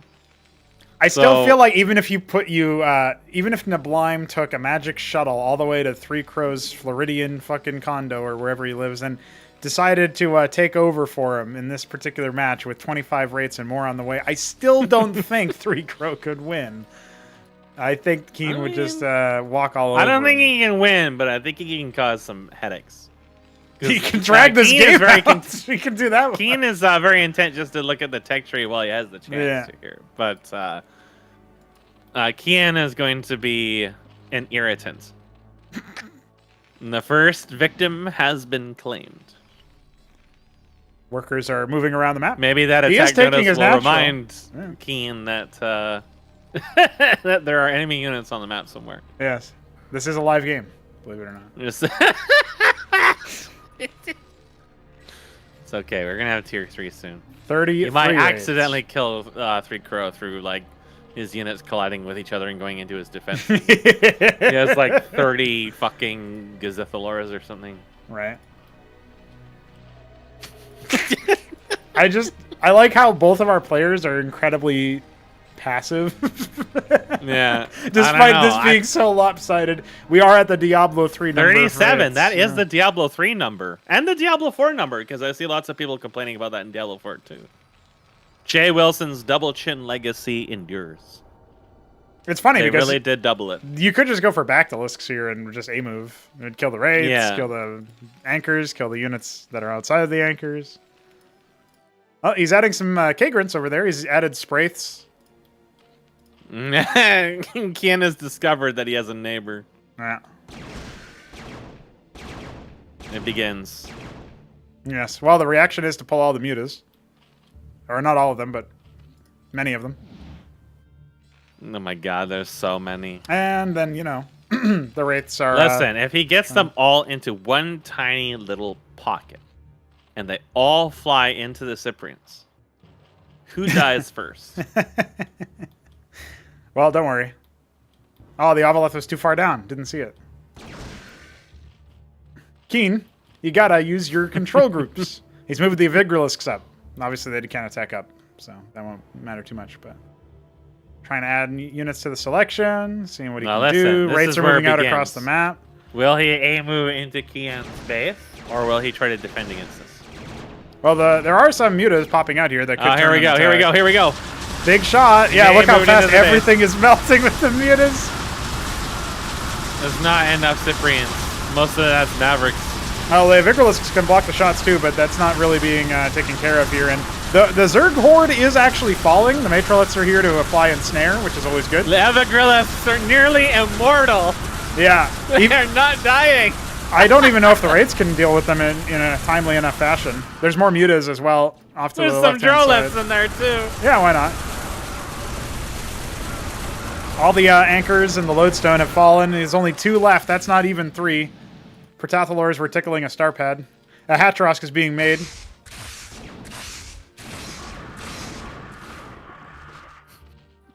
I don't see any tier 3 stuff though.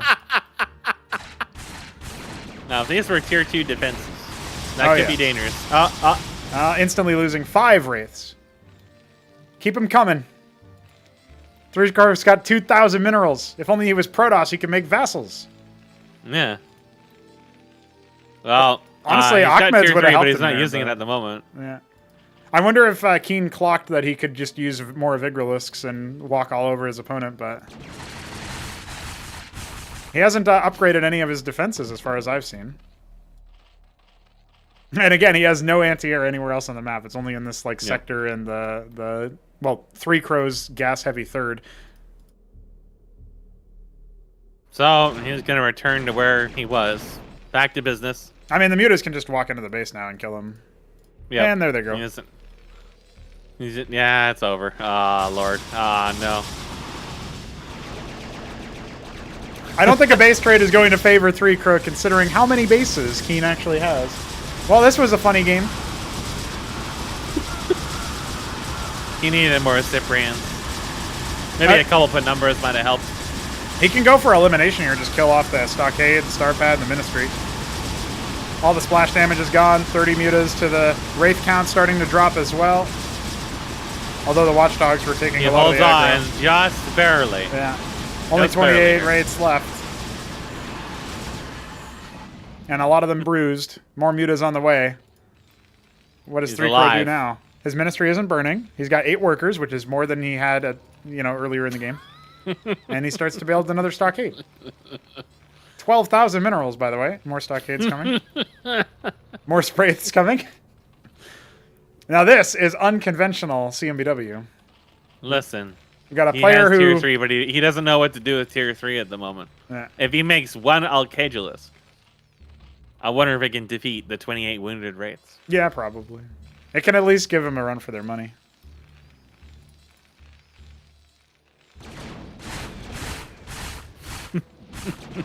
$27 Wraiths now. The number is going to start dropping. 25. This is like more Mulists than there are Wraiths now. Yeah, 26. He's starting to rebuild them. This is like an auction, right? He needs the neblime shaman. Yeah, he had a stockade down there for a while, but he hasn't added any vestries. He's going to be repairing his anchor as opposed to the Wraiths, which makes sense. But my God, man, 31 mutas. Just a move. You win. Free us from this suffering. Just send in one Ultra Core.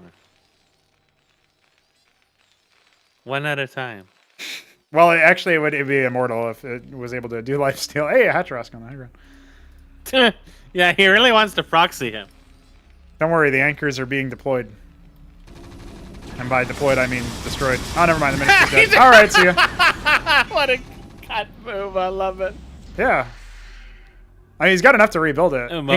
He should just go for a treasury at this point. What does he do? 3 Crows. He's considering his options. All right. And the anchor blows up as well. Wait, just kill the ministry again. It's not going to get canceled. He can't even click on it anymore. He doesn't have the money to build it GG. All right, well, that was probably the most ridiculous game that I've seen of this project, and I've seen some stinkers. Good lord. Keen takes. He never the first explored. He round. got tier 3, but he never did anything with it. He didn't know what to do at that point. Absolute disaster. I thought he was just going to build one of every unit and figure out what they are, but he just My name is Lol was strategy. like, no, I need Milas.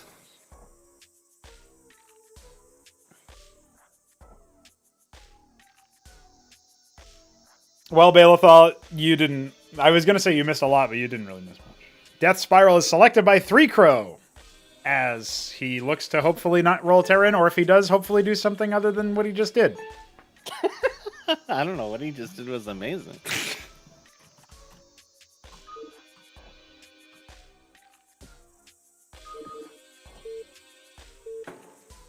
Going on to Death Spiral for our second match, I expect... Spiral. Silly.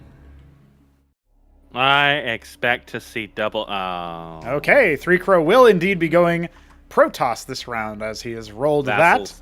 that. Electric Blue against the Vine Green 6-pooling Keen. If at first you don't succeed. He is going to 6-pool again, isn't he? Is he going to 6-pool every game now? Is that what this is? Nesk, I was going to say that this series should be fast, but... I love it. Listen, Kian, you opened Pandora's box. You knew. That's true. You knew that the moment that you did this, you were going to curse this timeline. This is the cursed reality you must now live in. I want to see what 3Crow's response is going to be. He's not scouting. Whatever he ends up building at this point, either, so it's not like an engram rush. it's got to be a gateway here, but like whatever... Oh, no, he's going to go lattice. Whatever he gets here is not going to be fast enough. I mean, he can go for... Oh, it's a gateway at 200 instead. That's a bit odd. Maybe considering his options. He considered lattice, but then he thought, wait a second, I might get 6-pooled. Yeah. Well, I feel like the lattice might have even been better if he could have gotten it a little bit sooner. But... you don't want to live in fear that your opponent is 6-pooling you every game either, so... I think you have to in this case. Yeah. You have to, and the And a second Warden. he sees these... Yeah, Well, the Warden is actually pretty big. I mean, it's blind, but it's big. Going for a redundancy pylon as well. Gateway will finish. I don't think 3Crow's going to have enough money to make anything out of the gateway, so that's a little bit awkward. Well, the pylon will help stop an immediate surround of the Warden anyways. Yeah. It's something. He can go It's for an small. Ecclesiast here, and he's going to go Legionnaire instead. I mean, that's fine. They train faster than Zealots, so considering his impending demise, Warden's being tickled. The response isn't there. You gotta save it! You gotta save it! Oh, it's tragic. I don't know what to say. How did he not react at all? These pictures are the same. He's The Legionnaire is out. floundering a little bit with his workers, and he's not letting his Legionnaire in on the fight. The Legionnaire is being body blocked. He cannot not save. Oh. Yeah, there is some attempt, some micro attempts, but the drills are good. He's going to lose fancy one more moves. scribe for good luck. There was some fancy moves there. The lack Now- of attempt at saving the Warden basically made this a repeat of the last game. It turned into the same picture. Now he has a scribe sitting below Keen's base, and I feel like if anything, he might be compelled to make an engram there. It's already been some targeted point. by the Zeth, so... Oh, that's too late then.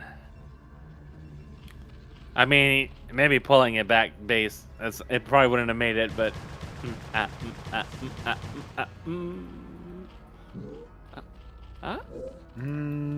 don't know. I think he's worried about a follow-up, but he should scout Droleth's hatching from the eggs. Again, this game should be over, but I think we it's might just gonna need to be wait another Naths 30 again, minutes, Maybe. yeah. Well, it's Zeth's now, but Naths would be the scribe may actually make it back home, which is a considerable improvement. another Warden going down. That'll protect against a Nath follow-up. And he can then bank on his Zealot and Legionnaire to defend himself. But again, starting off in a very, very awkward spot. Hydra's dead on the way. So it looks like Keen will be opting for probably Hydras, if we had to guess, considering his affinity for the default units. I don't know. I don't think he's going to cover the entire map and go to tier 3 this time. I mean, he might, but he didn't actually have any interest in making tier 3 in that last game, so I'm not really sure. I think he was still like trying to figure out stuff, but there was a moment there. Has been tickled.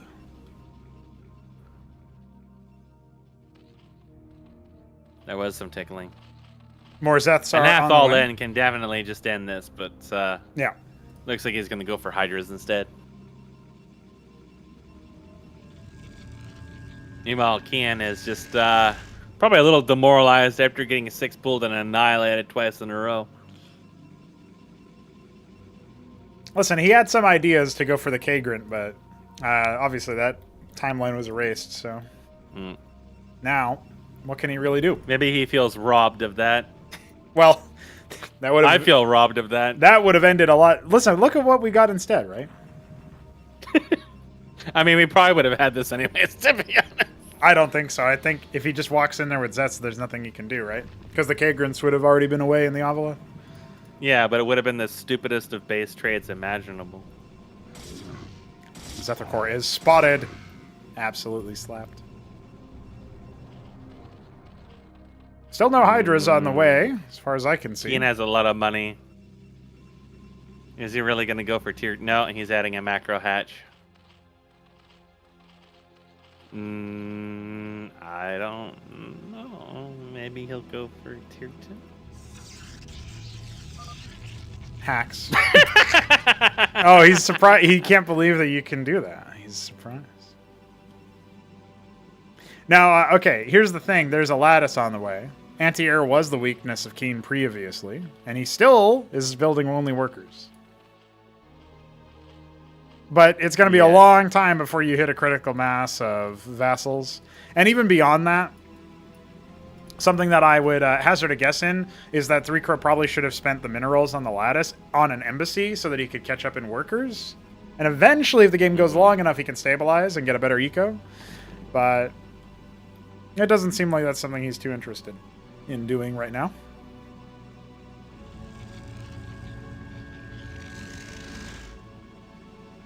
The First vassal is on en the route. way. Zethakor dies for the scout. Now we have a Zethakor and a Hydralisk on the way. 2 Hydras already made. He's starting military production now. He's got a lot of money banked up, and I guess it's all going to go into Hydra. I think he was kind of debating what to do. Yeah. He's heavily mining Vespine and not really heavily mining minerals by comparison, right? Because the ratio is always a bit skewed. So I think he's actually going to be able to bank towards tier 2 as a follow-up, and especially if he only builds light Hydra amounts.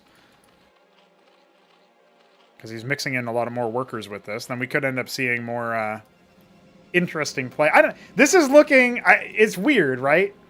This series from Keen looks way less serious, I guess. Yeah. Like, you look back to the Mystery Meat games, he felt like he maybe was able to at least play the early game out a little bit more sweaty, you could say, right? With a little bit more effort, for lack of a better term. Sweaty. But now, against 3Crow, maybe he's just like, yeah, this guy's not very good. I'll just do whatever. But, I don't know. Maybe he like takes a shot every minute in the game. Just gets wasted. Well, I mean, if that was the case, that last game would have killed him. Yeah. That's for sure. I don't know. Maybe he's well practiced. He could be a dwarf for all we know.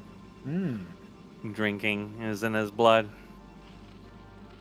There is an embassy coming.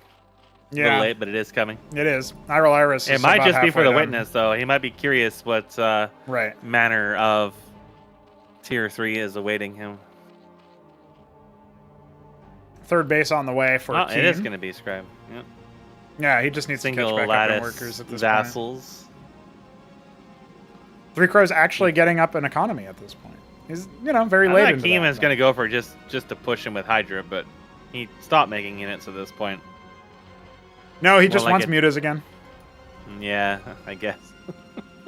Not a bad shout. He could be making workers more aggressively.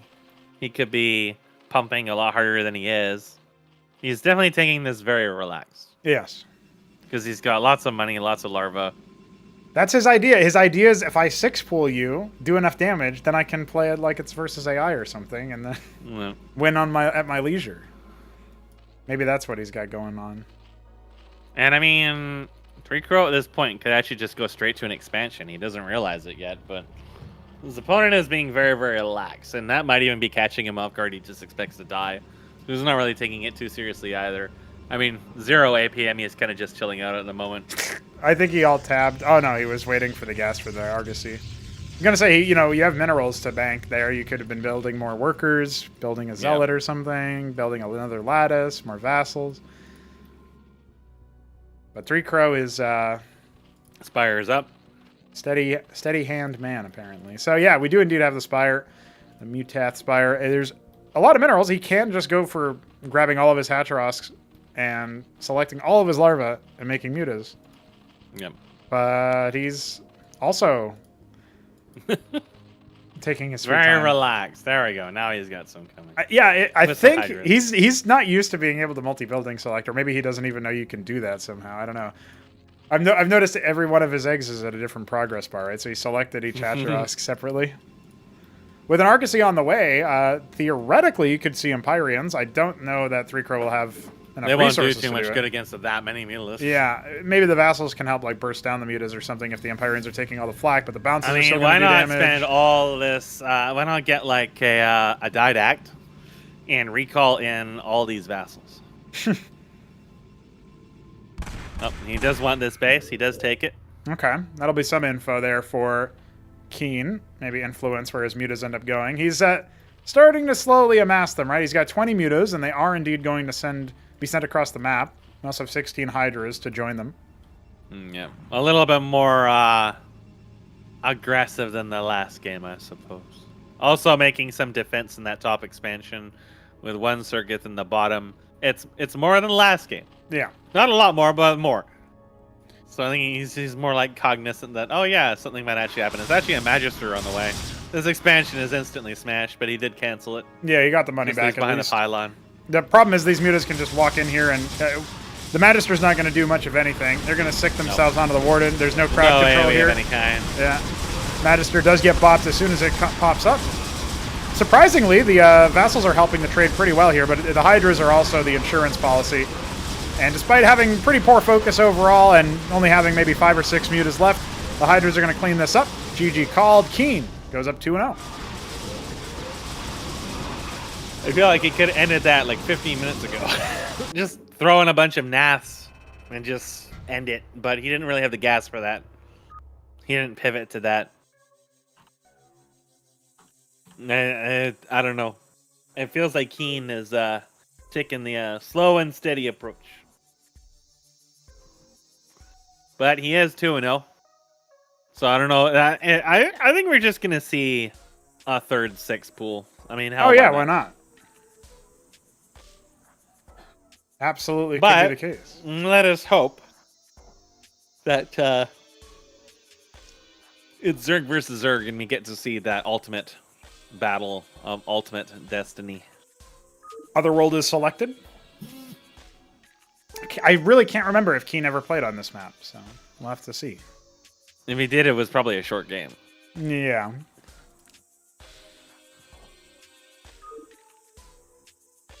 Maybe this game won't go on that long. Mist said that about Death Spiral, and it still went a bit long. Yeah, he definitely was... it wasn't just that he waited until Tier 2. Mm-hmm. It was that he was not very aggressive about doing much of anything. He wasn't, like, dumping workers as fast as he could, expanding as fast as he could. He was taking it very slow and steady.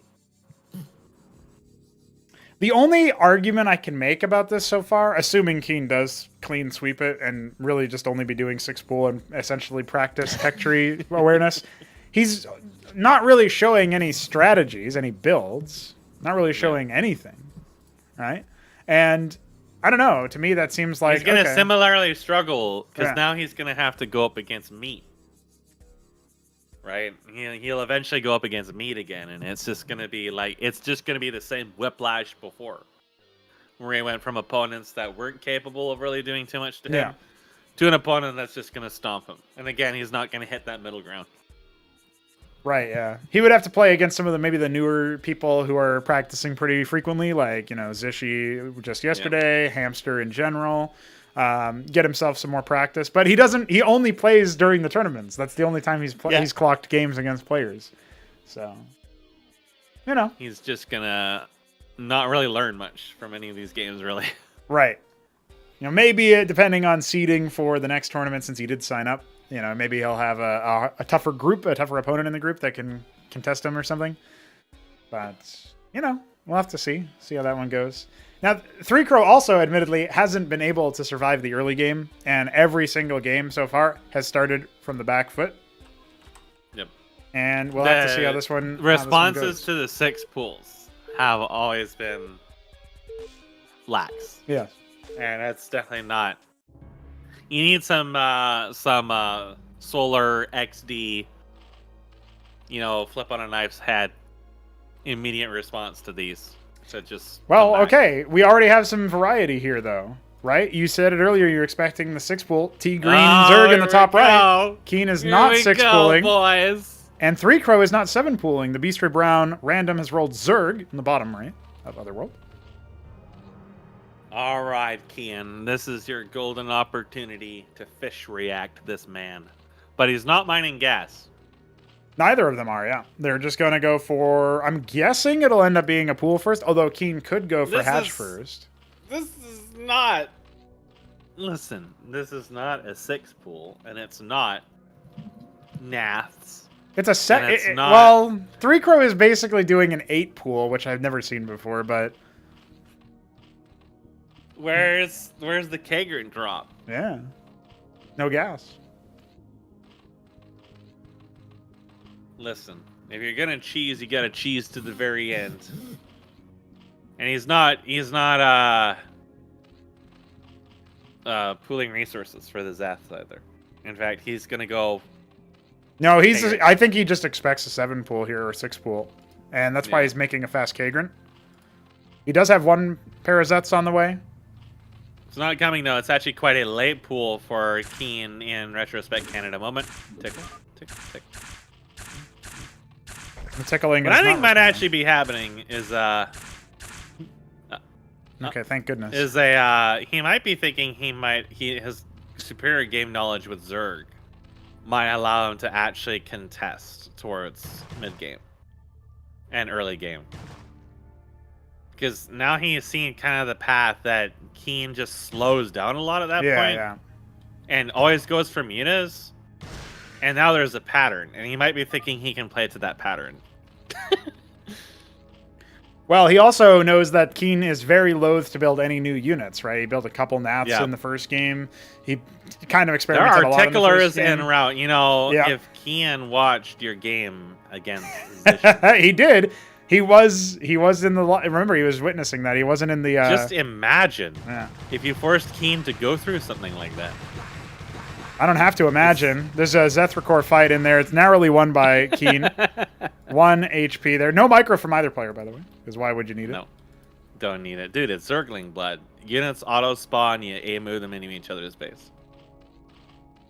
But not even in groups of 12, by the way, anymore.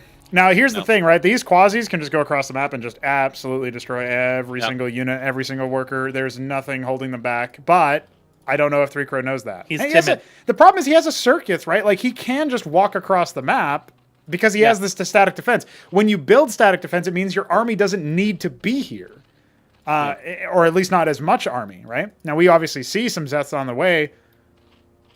But the longer this game goes on, the more larva Keen is now going to have with his second hatch. In a mirror matchup like that. Sitting on a ledge would let you go on the advance. You could just sit in the middle, see if any more Zeths come, kill them, and then move forward. Right. And it's not like, if a large army of Zeths ends up showing up at your, in the flank or something like that, well, then you're going to have to rely on reinforcements from your home hatch and, worker micro and stuff, which maybe isn't 3Crow's strongest suit. The quasis are here to absolutely shred these. Keen is just watching the fight instead of, he's just examining the interactions. He is going to lose another extra Zeth on that. And yeah, I think 3Crow should feel a little bit empowered by this. There are some Nathrakors on the way, but those do not do super well against this many quasis. However, 3Crow is going to fall back. this is not really a situation that favors 3Crow, but like you said earlier, superior game knowledge and project familiarity, maybe that's what 3Crow is going to try to rely on here. If he takes the game a little bit longer to maybe like the 15-20 minute mark, he can maybe take a match and avoid the 3-0. Is going to go ahead and add a K-Grid. I don't know if he somehow intuits the Nathra cores, but he's building it defensively in a spot where you'd normally put a Spraith, so maybe he'll feel more confident about moving out at that point. I think he wants to go on the offensive and not get backdoored, and he'll feel justified by that decision because he ran right into the Naths. Yeah, and then those Nats are going to be moving on down, very low HP now, but there is no Spraith, right? It's only now coming, so he does burrow. And the Quasis are here to zone the rest of this out, albeit very slowly.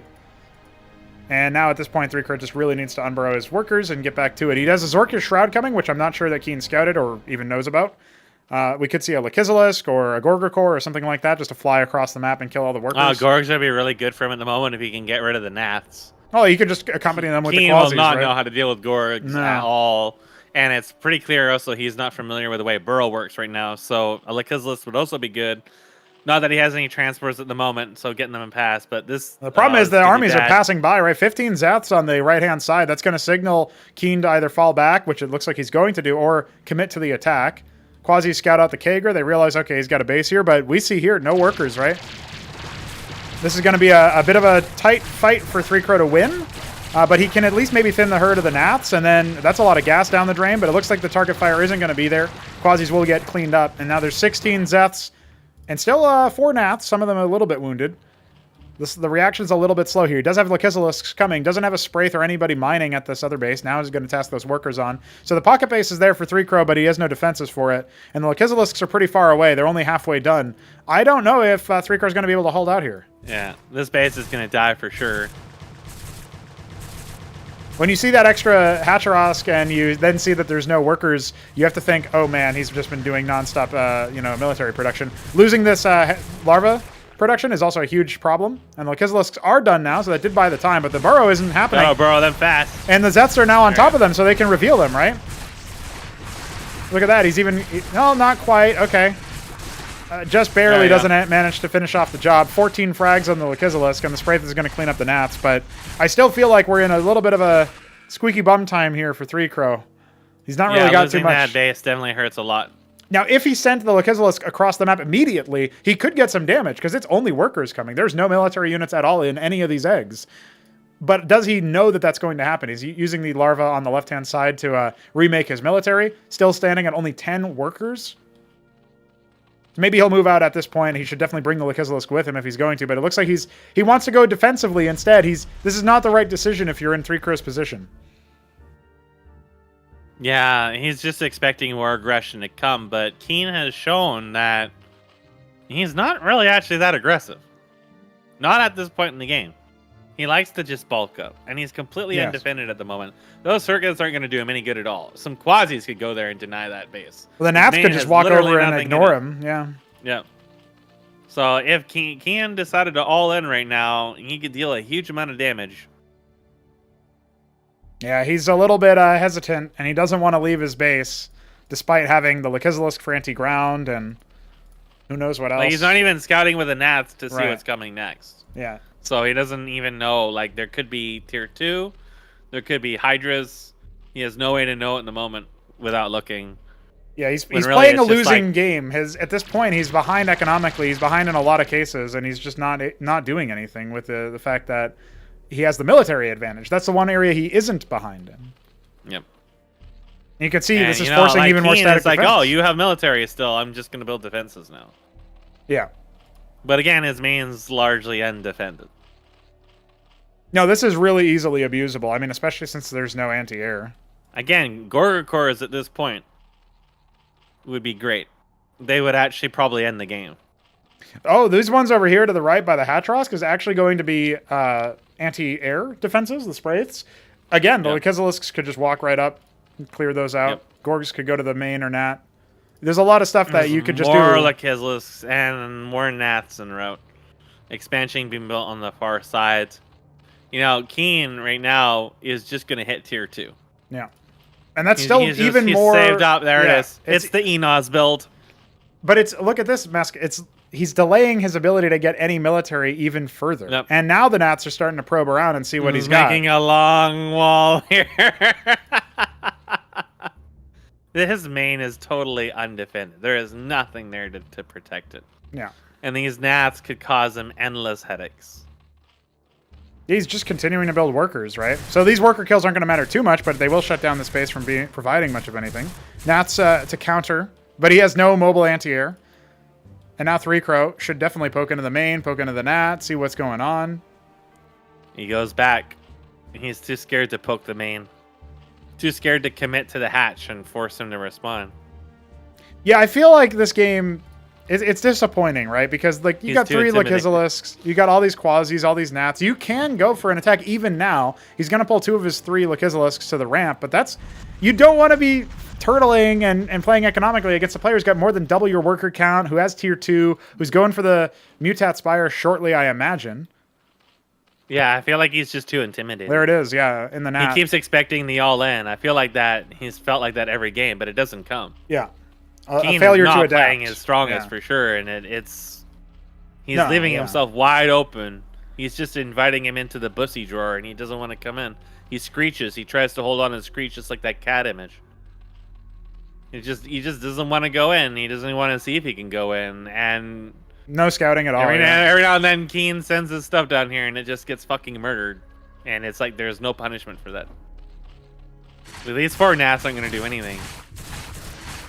They're just... Oh, they killed 1 worker or 2 workers. Okay, but that's a lot of gas to lose for not very much gain. And there's no follow-up to that, though. There's no attempt to follow up. And that means we're just going to see... I mean, Keen's worker count, his saturation isn't even really that high. And he's just going to go straight to mutas. Yep. And now that advantage is going to evaporate. Unfortunately, I think there's still a chance for Keen to pull out in this in tier 2, but I don't think he's going to get it. There was definitely a massive far opportunity to secure that, right? Like, he could have denied all these bases. He could have done tons of damage to the main. He forced all the drones to burrow in the one. He could have just gone straight to the main to at least see what the tech was, and then be like, oh, there's nothing here. I may as well kill all these workers. Or kill that K-Rat that was being spawned there to eventually turn into a Sprite. There was a lot of damage that could be done there. Well, the burrowed Zeths across the map have spotted the flock of Nats moving around. They're checking out the Otherworld, seeing if they can spot anything, but it's still the same bases. And yeah, mutas are en route. There are some bases Minas are about to end the game, I think. I mean, he's going to do some damage with these Nats, but the Minas are actually literally going to straight up kill him. No, yeah, the Sprites are going to go down in just 4 volleys, and there it goes. 12 mutas, by the way. That's 12. No burrow, nothing happening over there. Now, the Sprites are dead in the pocket base, but that's a pocket base, right? There's not really anything to speak of. In a base trade scenario, there's no way that 3-Crow can actually win, Kian's attention is totally focused on this. He's only now realized that his main just got annihilated. He's going to try to fight him with the Quasis, but even the bounce attacks are going to be enough to deal with that. He doesn't even have to attack manually. Keen doesn't realize that the Quasis, he can just attack them. But his Mina's killed all the Nats. Is pretty much game over at this point. Yeah, GG is called. Demoralizing defeat. And that is going to be enough for Keen to clean sweep it in probably the least convincing 3-0 I've ever seen. Yeah, it was... I feel like it was the case where Keen was very intimidated. But, I mean, considering the first set of groups with Keen, I can see why he'd be intimidated. But I think just seeing that first game, like all the bases being completely undefended, that tells me a lot. That this opponent is not being very proactive. And then in the second game, it was kind of like you didn't really get to see that, but it was still like a very slow, like you know that you're super weak, and the opponent still waits till tier 2 to actually kill you. Like there's cases like I do that against BDB because he's all fucking walled up with engrams. Yeah. I don't want to dive into there with tier 2 and die to the engrams and give him a chance to actually move out again. That's not what was happening here. He lost everything in the first minutes of the match and had nothing. So you kind of just expect just to die to just a follow-up. But then that follow-up doesn't come for a huge amount of time. Yes. Like, it's clear that your opponent is really uncomfortable. So you have an advantage to exploit. But you have to even be aware, like in that last game, he never even made himself aware that he could exploit that, even though he was, by using the Naths earlier on to kill some of those workers and harass the expansion. The fact there was like no response to that should have told you a lot. I think so. Yeah. I mean, the thing about that series for me was that maybe Three Crow was bopped or something. You know, he couldn't really figure out how to respond to the early aggression, right? Like I'm kind of thinking about how the six pools really set him off in the early stages, right? That's the only thing that immediately comes to mind anyway, is like, you know, what are you going to expect when you have to deal with that every game? He does put down the defensive circuit in the early stages, but then he doesn't ever go aggressive because he's just expecting total, you know, like all the attacks to come in at some point. And I think that was just too much for him. But like that's what it's you weird, kind of you know? expect against Meat or Neblime or Right, whatever, right. where they'll probably follow up with that. But that was not happening in these, and it didn't happen the first two times. So if you're in such a situation like that, it may be, you know, behoove you to like scout and see what the actual situation is. The actual situation was he had nothing and was just sitting there waiting for tier 2. Yes. Literally nothing. Nothing that, like, his defenses weren't in any position that would have stopped Quasis from just walking in and at least forcing him to invest a bunch of money into military at that point. Yeah, I would say so. I mean, at this stage, you know, we are looking at a fairly decisive result on paper, but I kind of feel like whoever wins between the Shambler and Biddy, which you obviously have to favor Shambler in that matchup, is just going to end up mopping the floor with Keen. Unless he's, again, unless he was like sandbagging and deliberately using it as practice, you know, whatever, but not playing to his full potential because he's already defeated Three Crow before. If he just wasn't taking the series seriously, then that's one thing, right? He's just going to try the six pool. I suspect we'll get at least one six pool game out of him against whoever wins between our next series when he does play the Elimination 3 game. But yeah, it's one of those things that I'm really, I would say I was quite surprised to see him be so lax. Either way, I would have figured if it was a practice game that his macro would have been more on point. Right, yeah. I don't know. Definitely felt a little bit strange. Either way, though, we do have the result on your screen. Keen will move on to Elimination 3. And Elimination 2B is up next. We're going to be seeing who wins between the Shambler and Biddy. That's going to be our last series for today's cast. We'll be trying to bang out the 3 remaining series that we have. Elimination 3, Lower Final, and Grand Final. To see what ends up coming of that. I guess the narratives are starting to come out. Is Mystery Meat going to miss his first ever Ascension Grand Final the way Shambler did last time? You know, there's room for that potentially. But if I had to predict, I would say the Shambler will play a close series against Mystery Meat, and then we'll get a rematch of our upper final in the Grand Final.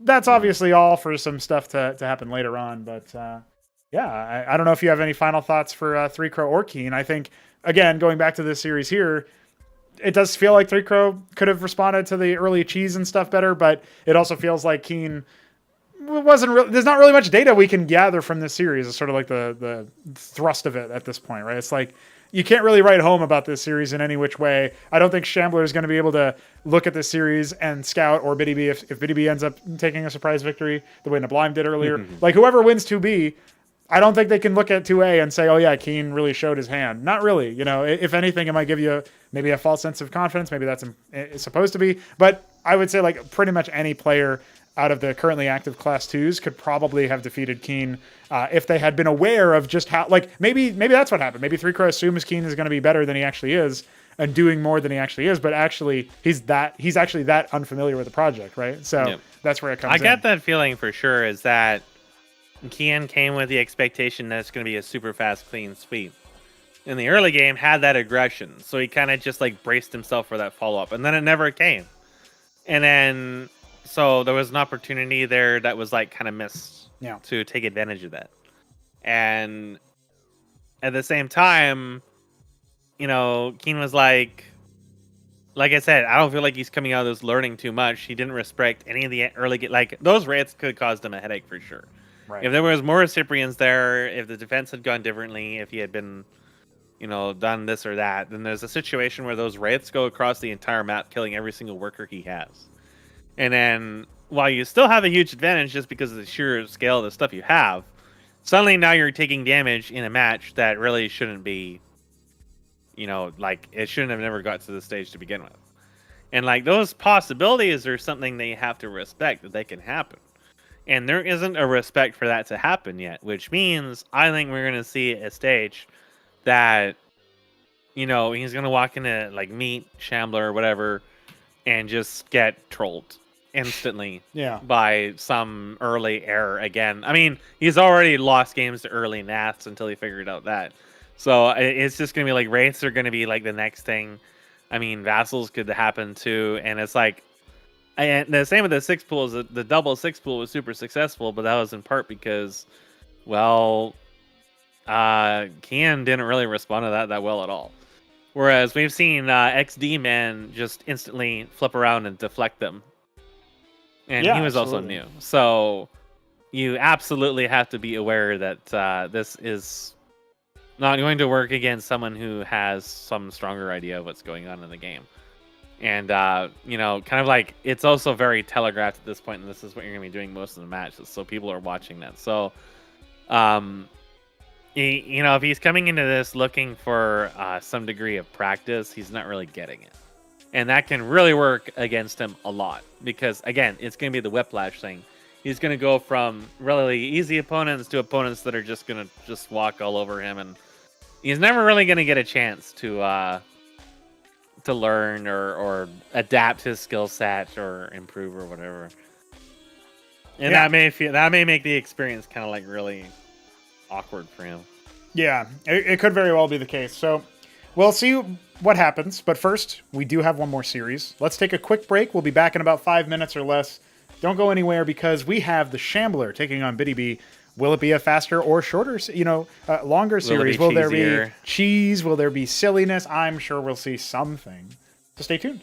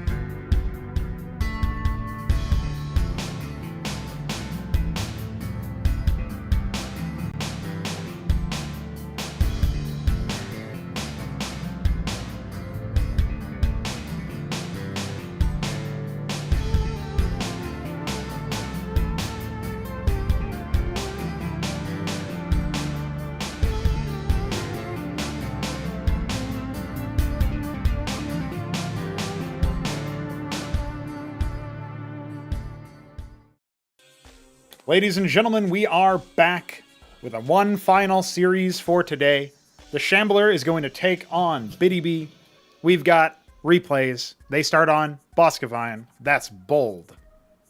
It is Boskevine. That's Biddy-bine. Biddy-bavine. I hope so. I hope that's what we Biddy-bovine. see here. Remember, Luciferius almost dethroned him in groups, but not quite strong enough. Feels like forever ago now that the Mass Wraith play was discovered, but that can't happen here because BDB is Protoss. And the pick ban was, Shambler being the higher seed, elected to ban 2 maps. He banned Death Spiral and Nightfall. BDB banned Ex Situ. That means Boskevine to start, and Infinite Velocity, Nitro Valley, Otherworld, and Repulsion remain. It's going to be a pretty cool series. And I think we can probably prepare ourselves for that. Before we begin properly, do you have any thoughts on how likely it is that BDB is able to put up a fight? Because you actually played against him, funnily enough, as Zerg, which gave him a little bit of practice against Shambler's Zerg. But it didn't seem like it was that difficult for you to dispatch him, right? It was a 3-1 series in your favor for that entertainment match. Yep. Now, maybe he wasn't playing as seriously or something because he already qualified, but that's something that I just noted, right? Well, the first game I dropped because I didn't know what I was doing and I hadn't played. I just jumped right into it. So I was trying to remember what was going on. I was surprised by the determination of his aggression, particularly in that last game. Yes. But my Zerg is very different from Shambler. Shambler is very much someone who wants a clean, honorable fight. No bullshit, just straight up. Whereas I play like an absolute cunt. I choke out the map. I cheese. I nickel and dime you. I slowly bleed you to death. And then I only really all in when I feel like there's a good chance of actually winning it. Right, yeah. BDB, to me, in those matches, felt like that he was stronger and more aggressive. But I feel like that is biased by the fact that I tend to have a more defensive play, particularly early on. I felt like I couldn't really defeat him if I tried to fight him in tier 1, and I felt compelled to go into tier 2. But then he would turtle in tier 2, right, and mass engrams and other stuff like that, and I felt like, well, I don't really know what I'm doing in tier 2 enough. I don't feel confident enough, and my macro isn't good enough that I feel like I can just throw shit against this and comfortably protect myself at the same time. Yeah. So that's why I would tend to end up in tier 3. Like in the last game, I really wanted just to end it in tier 2 with mass Bacillus. But then he just kept attacking me over and over and over again. And I was able to thwart him with all the defenses, but then I felt compelled to build defenses. And I was like, BDB has changed a lot since I played him way back, where he was much slower. And it's very clear that the practice had been doing him good and that he had been improving. Mm-hmm. That said, the only time I was able to beat Shambler is basically by tilting him. So there is a very major skill difference between me and Shambler, particularly in the early game. I feel like if I could, like in a lot of the games I won against Shambler, it was because I took him to tier 3. I went to tier 2, tier 3. I was able to exploit his weaker macro in the late game. Again, choking the map and stuff like that is typically how I managed to beat him. The same few ways I managed to beat you is basically by controlling the map, out-teching, and then overwhelming. Shambler, much stronger early game, much stronger mid game, and I don't really see BDB taking a match off of him so long as he plays to his consistency and his strengths. But BDB has been improving, and I feel like that while this is probably not going to be the day that he does it, there will eventually be a day where he, as long as he continues to improve at his steady pace as he is, where he'll be able to meet Shambler quite well. That said, when I was making that video I released a couple of days ago, yes, I was noting right away that BDB actually beat Shambler's EVP very, very convincingly in one of my early casts. Super early. So he has definitely an ability to win and improve and stuff like that. I think that was before Shambler really started spamming a lot of games. Yes, yeah. So it's both players are climbing and both players are practicing and playing regularly. So but Shambler, to me, in many ways, from what I've seen of him, is that his skill level's kind of like mine, and that's remained fairly static in spite of that, where he's exploring different ideas, but the actual mechanical execution and like the multitasking and stuff like that is kind of remaining fairly static. Yes. I kind of feel like some of that same with BDB too is that they're kind of reaching their skill plateaus at the moment. But what BDB has been improving a lot is like their early game control and aggression and timing and stuff like that. So I feel like that there is a window for Biddy B for him to take some games in this. It's probably going to be very early on. Okay. We'll see what happens as we enter into our very first match. It's none other than Boskevine, as we mentioned. We've actually seen Boskevine in all 3 series so far. That's exciting. Yeah, that's definitely different. But this is Shambler's map. It's the aggro map. That's why he likes it. He has a historic record on this, as he likes to remind everyone. Yes, yes. And I don't really see him changing that, but I feel like if there is a chance for Biddy B to change it, this is actually probably the best map for him to do so.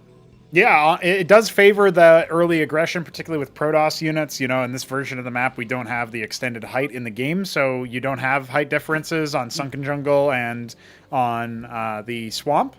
So the Shambler, Eggshell Blue Zerg in the top right, Beaster Brown Protoss in the bottom left is Biddy B. And I suspect... Yeah, I honestly suspect that we're going to be seeing... chocolate bunnies. Spring dresses. I'm honestly, I just look at this and I think it's probably going to be like a Expo first or something for Shambler. Right? He's not going for a... Oh no, he's going to do it instead. Okay. I was worried for him for a second. I was like, we were just talking about the early game. He was floating a lot of money there. Could have gotten his Quasith a little bit earlier, but decided he wanted that approach. You know, warming into it. He did activate his typing a little bit earlier, so. Yeah. Had to get at least one part of his game started right away. Yes, yeah, exactly. Revving the engine, so to speak. There's a small amount of gas for Shambler at the moment with double workers. It could be a transition to Hydrith. I kind of expect to see the Quas and the Fast expand right away, but Biddy is only tangentially getting gas. First Zealot might go for double gate. If you see a double gate, then you know he's definitely going to go aggro on this. Right. And he scouts no Fast expand, no Hydrith, but he does see gas, so... Yeah, he's not sure what unit is going to pop out there, right? Yeah. He does have a very complete scout of the ramp with this burrowed worker. So you can tell, you know, this is one of the reasons why, or evidence of, you know, he knows where to place his workers to scout you and see your move out and all this other stuff. So, and that Zealot there is an Ecclesiast on the way that would not stop Naths if it was a Nath rush, but there's one pair. There's a couple Naths coming. There's second not really pair a now. lot of them, but there's some. Yep. Yeah. They can definitely prove to be really annoying for him if he doesn't build a Drakodin right away, or he's really too late to build a Warden at this point. No, he's getting a second Ecclesiast, and that one will pop out. I mean, against individual pairs of Nath, it's just not going to be that much. Now, interestingly enough, his worker will confirm the sighting of an expansion, and that will give Biddy B some idea that, hey, there's certain things that can be done. He's actually going to go try to expand himself, but he's getting caught up on his own Zealot. And the Zealot is now being shielded, thanks to the Ecclesiast, so that's going to... It looks like Biddy B actually wants to go over his own expansion, so yes. This is... Yeah. Somewhat substandard, and not really what I would expect him to do, particularly on this map. But I guess he saw the expand from the Zerg and was like, to hell with it, I'll also expand and murder this worker that's chilling out there. You know, one thing I wouldn't have shaken my head at, even though it's cheesy, the Hatcherosk went down. I don't know if Shambler clocked the position of the Scribe. He's going to see it now. But if Biddy B had been, you know, really on his game, he could have actually Warden rushed here. You know, that's something that people do in Brood War all the time versus Zerg. Well, maybe not all the time, but behind the minerals, if the worker, you know, builds the Hatcherosk and you scout it, you can actually skirt around its vision range because it's got less sight while it's not completed. So that's something that you absolutely could have seen Biddy B do, but he goes for the safer approach. He's going to go ahead and drop his Nexus. It's about halfway done. He is getting a Warden in the main. That's so that he can have his rest of his military move out a little bit. And there's a macro hatch being made. There is an increasing amount of Naths coming, and it's going to quickly reach the point where they can just flat out one-shot these Ecclesiasts.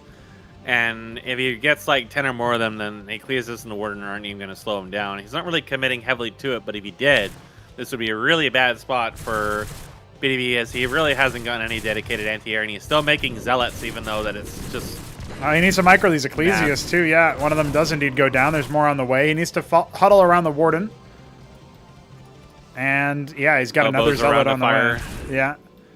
Okay, well, he's able to keep the other Ecclesiasts alive, and there's no workers to harass at the natural just yet.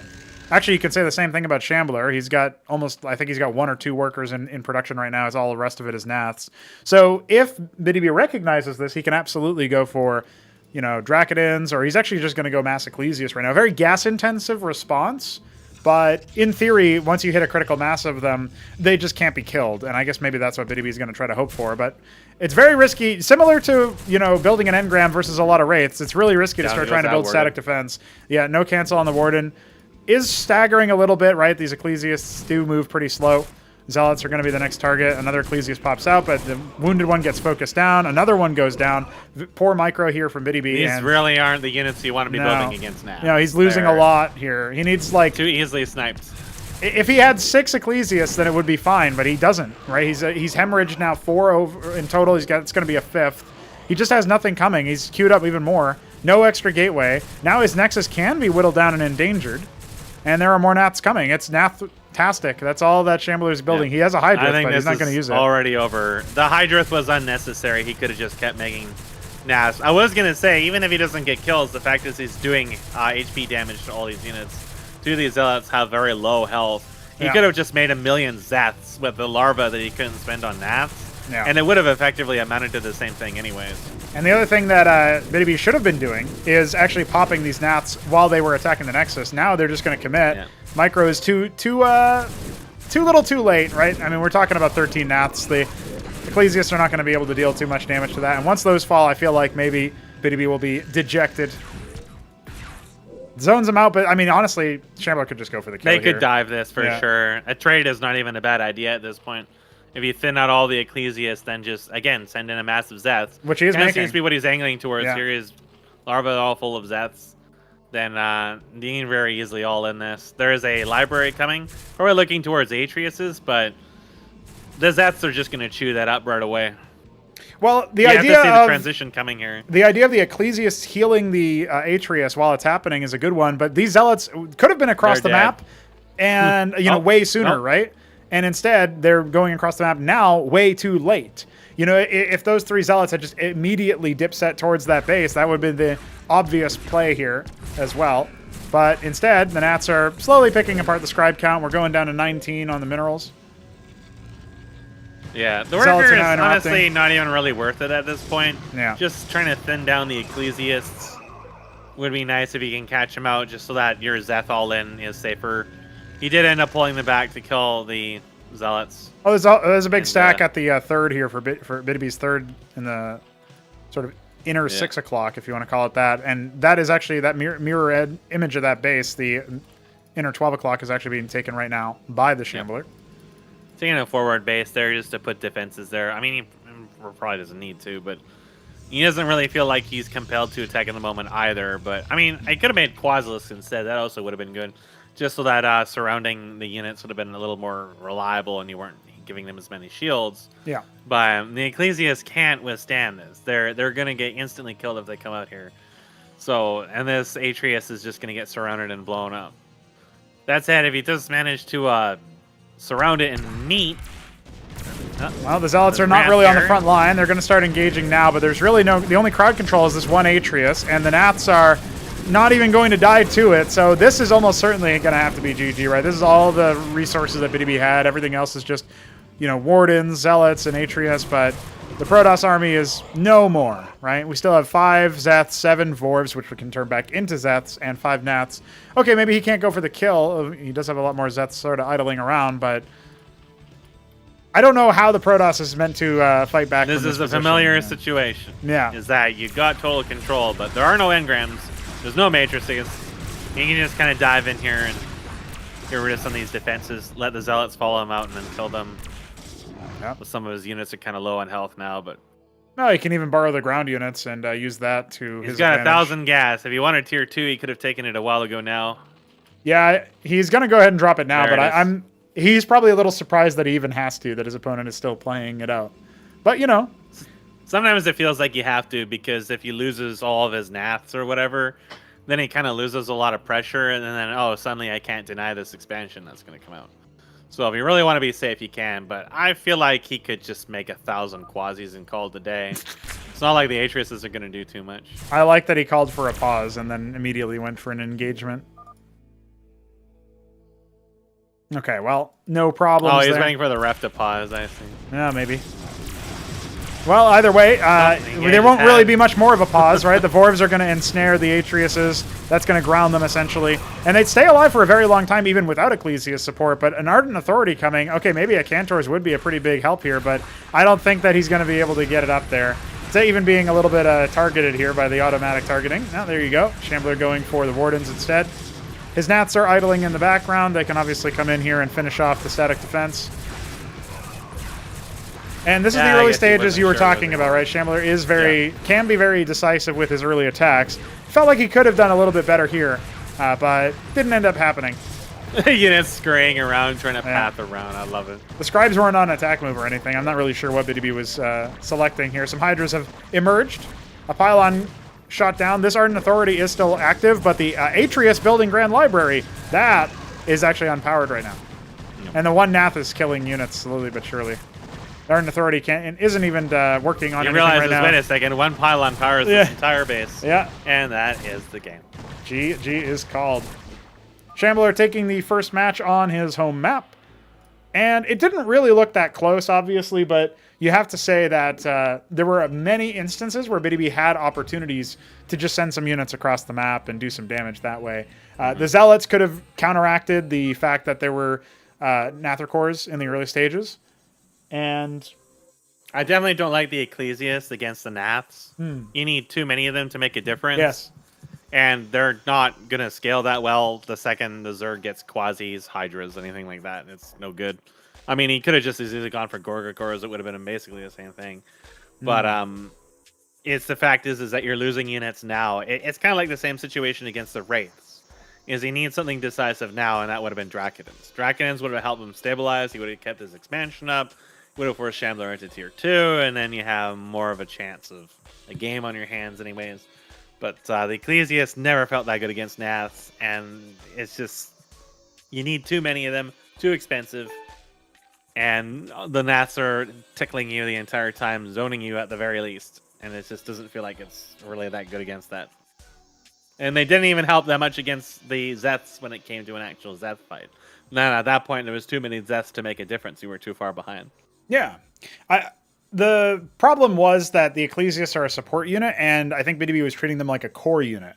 And if he had, obviously they're more expensive in gas than Dracodons, but less expensive in minerals by 50. So it's still a pretty steep cost increase to get a Dracodon by comparison. So you wouldn't have like equivalent numbers of Dracodons to Ecclesiasts. But even if he had equivalent resources spent into Dracodons, I think he absolutely would have been able to stay alive for a lot longer, because then you're forcing armor pen out of your opponent, or just a really, really high number of units, which again goes back to, hey, if they have a lot of air units in my base, I should just send my ground units that can't attack air, like Legionnaires, Zealots, etc., up to their natural and start pressuring their workers and force them to fall back, and then that gives me breathing room. That push and pull, I feel like maybe BDB is just a little bit foreign to. He did struggle against the Wraith build from Luciferius in groups way back when, like 3 weeks ago.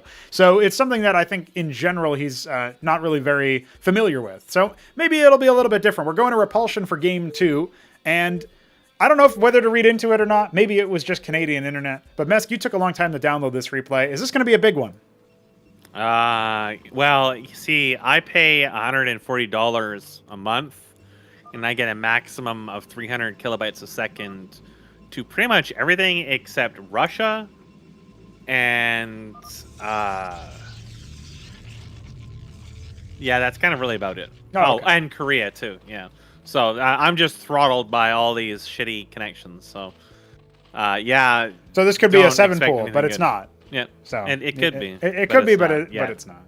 Now, I mean, okay. he might kill his workers first and then make a 7 pool. So Yeah. we've seen it. It has happened.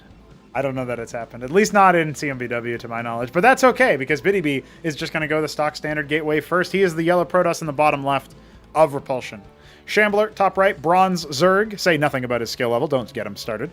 He'll start typing. The Bronze Blur. It's not a gateway. Lattice opener for BDB. We're going to have something different on our hands. Cheese is afoot. Now that's something I want Artosis' reaction to. Getting mass vassaled. I For those not in the think know, you somehow. probably have him like throw his computer out the Yeah, window. I think he would just uninstall knitting. immediately, you know?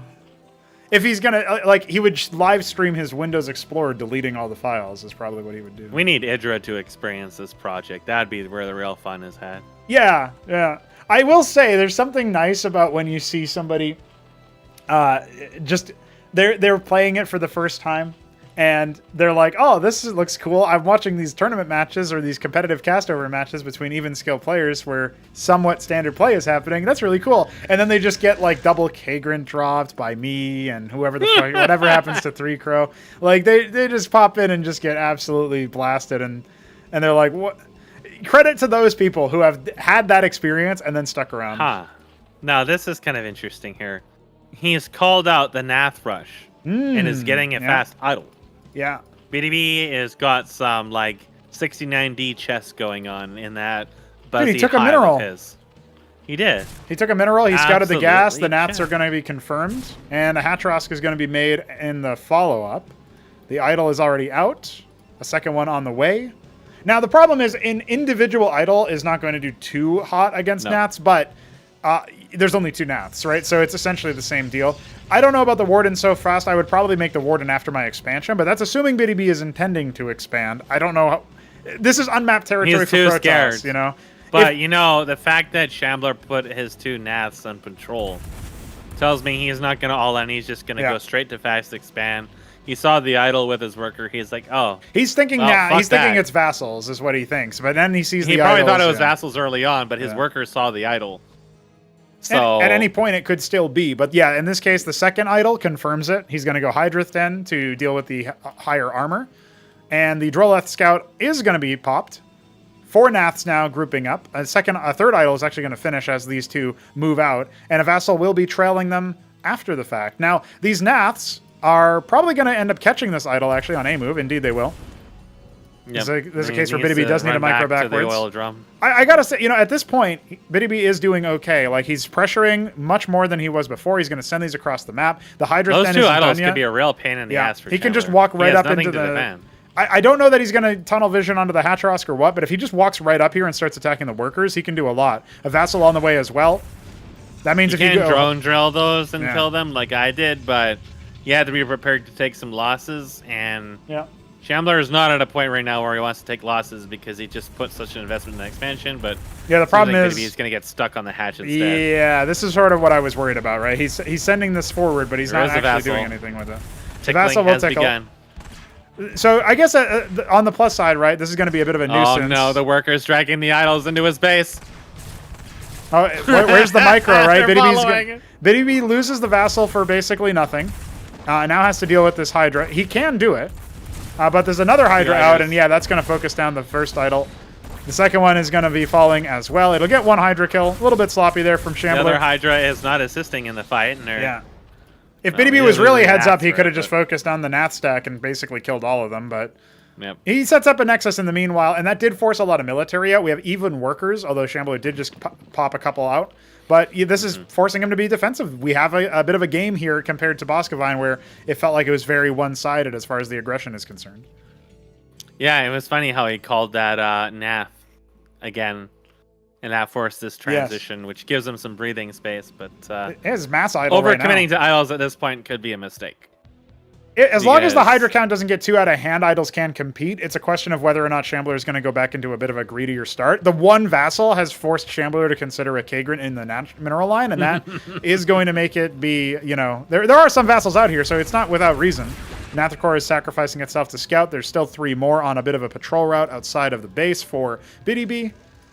And I think Shambler has bad experiences of me or Kian just throwing like 30 vassals at him and killing him. So he doesn't ever want to encounter that ever again, even though mass vassals is a little harder to do now. Well, one of these Nats is very, very low. Just 2 more shots would do it, but they're going to chase down. Oh, look at that. Drawing them right back into the idols and keeping his vassals to boot. Starting to idle a couple of workers, though, and so those scribes are going to be sent down to the natural. Let's check his worker saturation. He actually could be adding a little bit more to the main and not losing any efficiency. A 4th hatch on the way. Another spray from the natural. I don't know. I think he might be going for a Hydra all-in. Yeah. He's got a lot of gas, though, this other hatch makes me think it may be just in preparation, but there are some vassals coming. They are going to tickle him.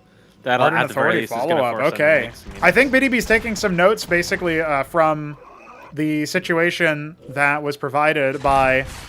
Oh, he's got to be careful with his vassals here, but I think he's taken some notes from how Mystery Meat approaches this sort of thing, right? He's got the vassals out. Okay, that's maybe a little bit non-standard, but the Ardent Authority follow-up, he might have seen some of those casual matches where Mystery Meat was able to spank Shambler, admittedly on a non-standard map that was being worked on.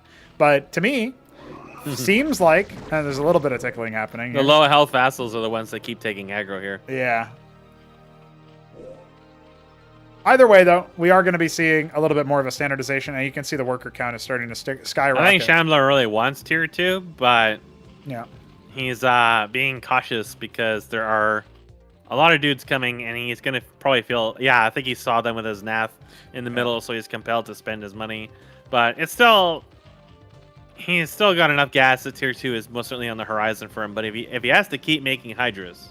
Yes. Then and slows it down, then that puts BDB in a good spot. The longer that Shambler is stuck in tier 1, unable to get backlists, the more mileage you can get out of these lattices. Here's a bit of an attack here. The Hydras are not in a good position, and only one Circuit is up. However, that idol is not being microed backwards, so it's just going to be a dead focus, and yeah, the idol will fall. Now, at this point, we have to be a little bit cautious here for BDB because our idols can be focused down by the Hydras. Too many units. And they indeed will happen there. It did, admittedly, it did force out more and more combat units, right? Even after the attack was quashed, everything else is more Hydras. So if the hold happens, and he does have a Positron and a couple idols, we could be in for a longer game, indeed. The problem is, I don't see any Acantors, and there's no Vespene income here for BDB. He's not only now started to harvest from the natural as I say that, and it's going to be a while. He's making Positrons, which are pretty good. Yeah. But Shambler is going to take this third now that the pressure is gone. And we're going to kind of encounter a situation where he's just going to go into tier 2 immediately after because all the pressure is gone. And then we will probably see a back to this push. Yeah, he's going to contain with the Hydras. Are not going to do so well. They do have 3 armor, but it's going to be the range that's going to be the issue. Yeah, and it's just mass Positron right now with the Grand Library coming up as follow-up. These lattices gone cold, as sometimes happens with Protoss production when you realize you need to switch out. Embassy on the way in the natural. And with 4 bases on the way, actually, for Shambler, he's double expanding. He has done this before, and it cost him. If you remember his game against Neblime, he double expanded on this map into a tier 2 follow-up and got absolutely crushed by a mech push. But he's just going to assume that BDB won't be as aggressive, and you know a little bit differently than maybe Shambler does that BDB can sometimes be surprisingly aggressive. He's going to move out with the 4 idols and 3 He's Positrons. not too keen on the scouting for expansion stuff. Yeah. So definitely one of the things I exploited repeatedly. The Positrons will do pretty good against the Hydras, but if he loses them, it's costing him quite a bit here. Yeah, good splash. These losses aren't really a big deal for Shambler at this point. No, Sitting out the herd definitely helps him. What helps is that the Hydras can't then mutate into Bactylisks on the front line, so he's got to make his units and move them across the map a little bit. And there is not really any military, right? Like, again, we're back to those situations where just single-digit Hydras are being produced.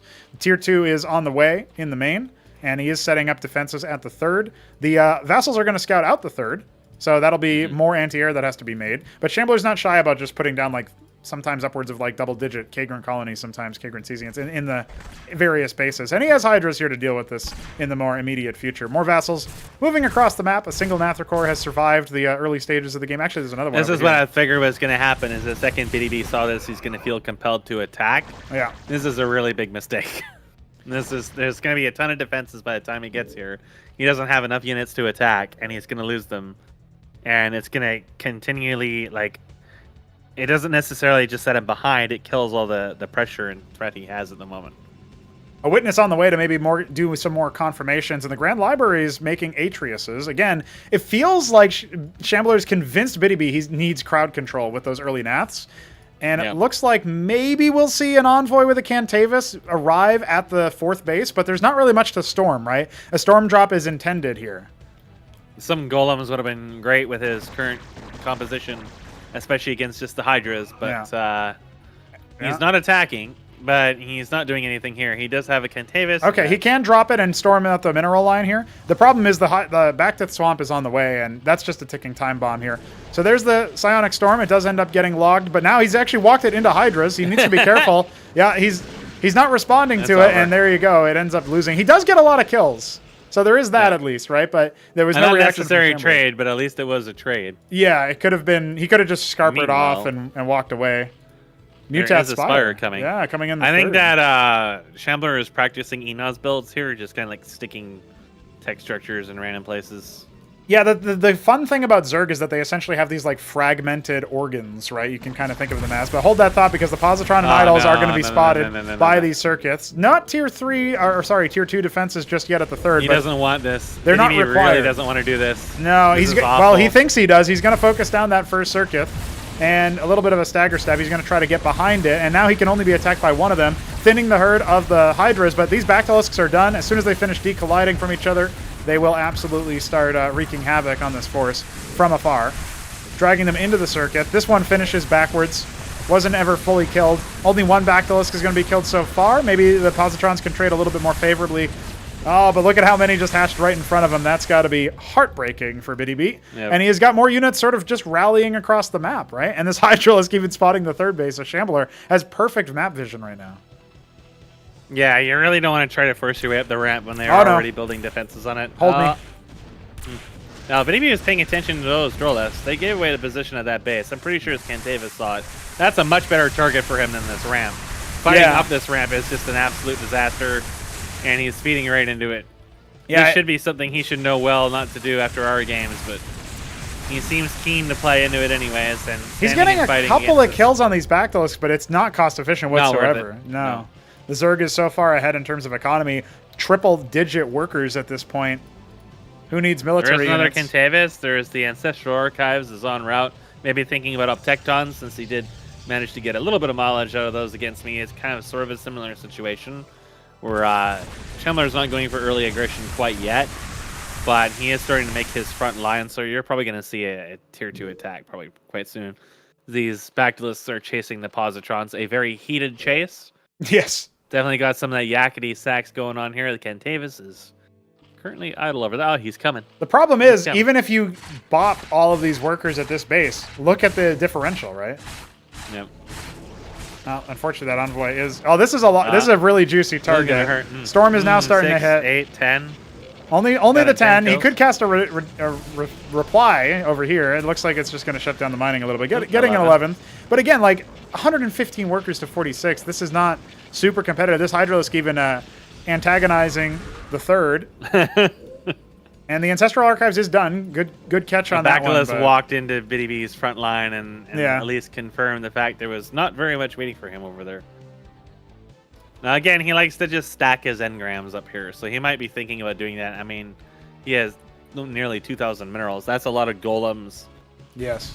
You know, any other front line he wants, he is getting an Archon, but... Well, I mean, just look at it, right? We've got mass Muta coming in for Shambler. He's got 18 at this point, maybe more on the way somewhere else. Yep, just hatching at the third now, and probably elsewhere. This is going to be sort of like Keen all over again with the mass Muta, except I expect Shambler to be a bit more decisive. And hey, you make these Cantavises, but you leave none at home. You really don't have much of a defense versus the Muta. Sure, you've got the Positrons and the Atriuses and the Idols. You'd think you do, but they can just come in at weird angles that these ground units are not going to be able to anticipate. Hallucination would be perfect right about now. Instead, a lot of these structures are going to go unpowered.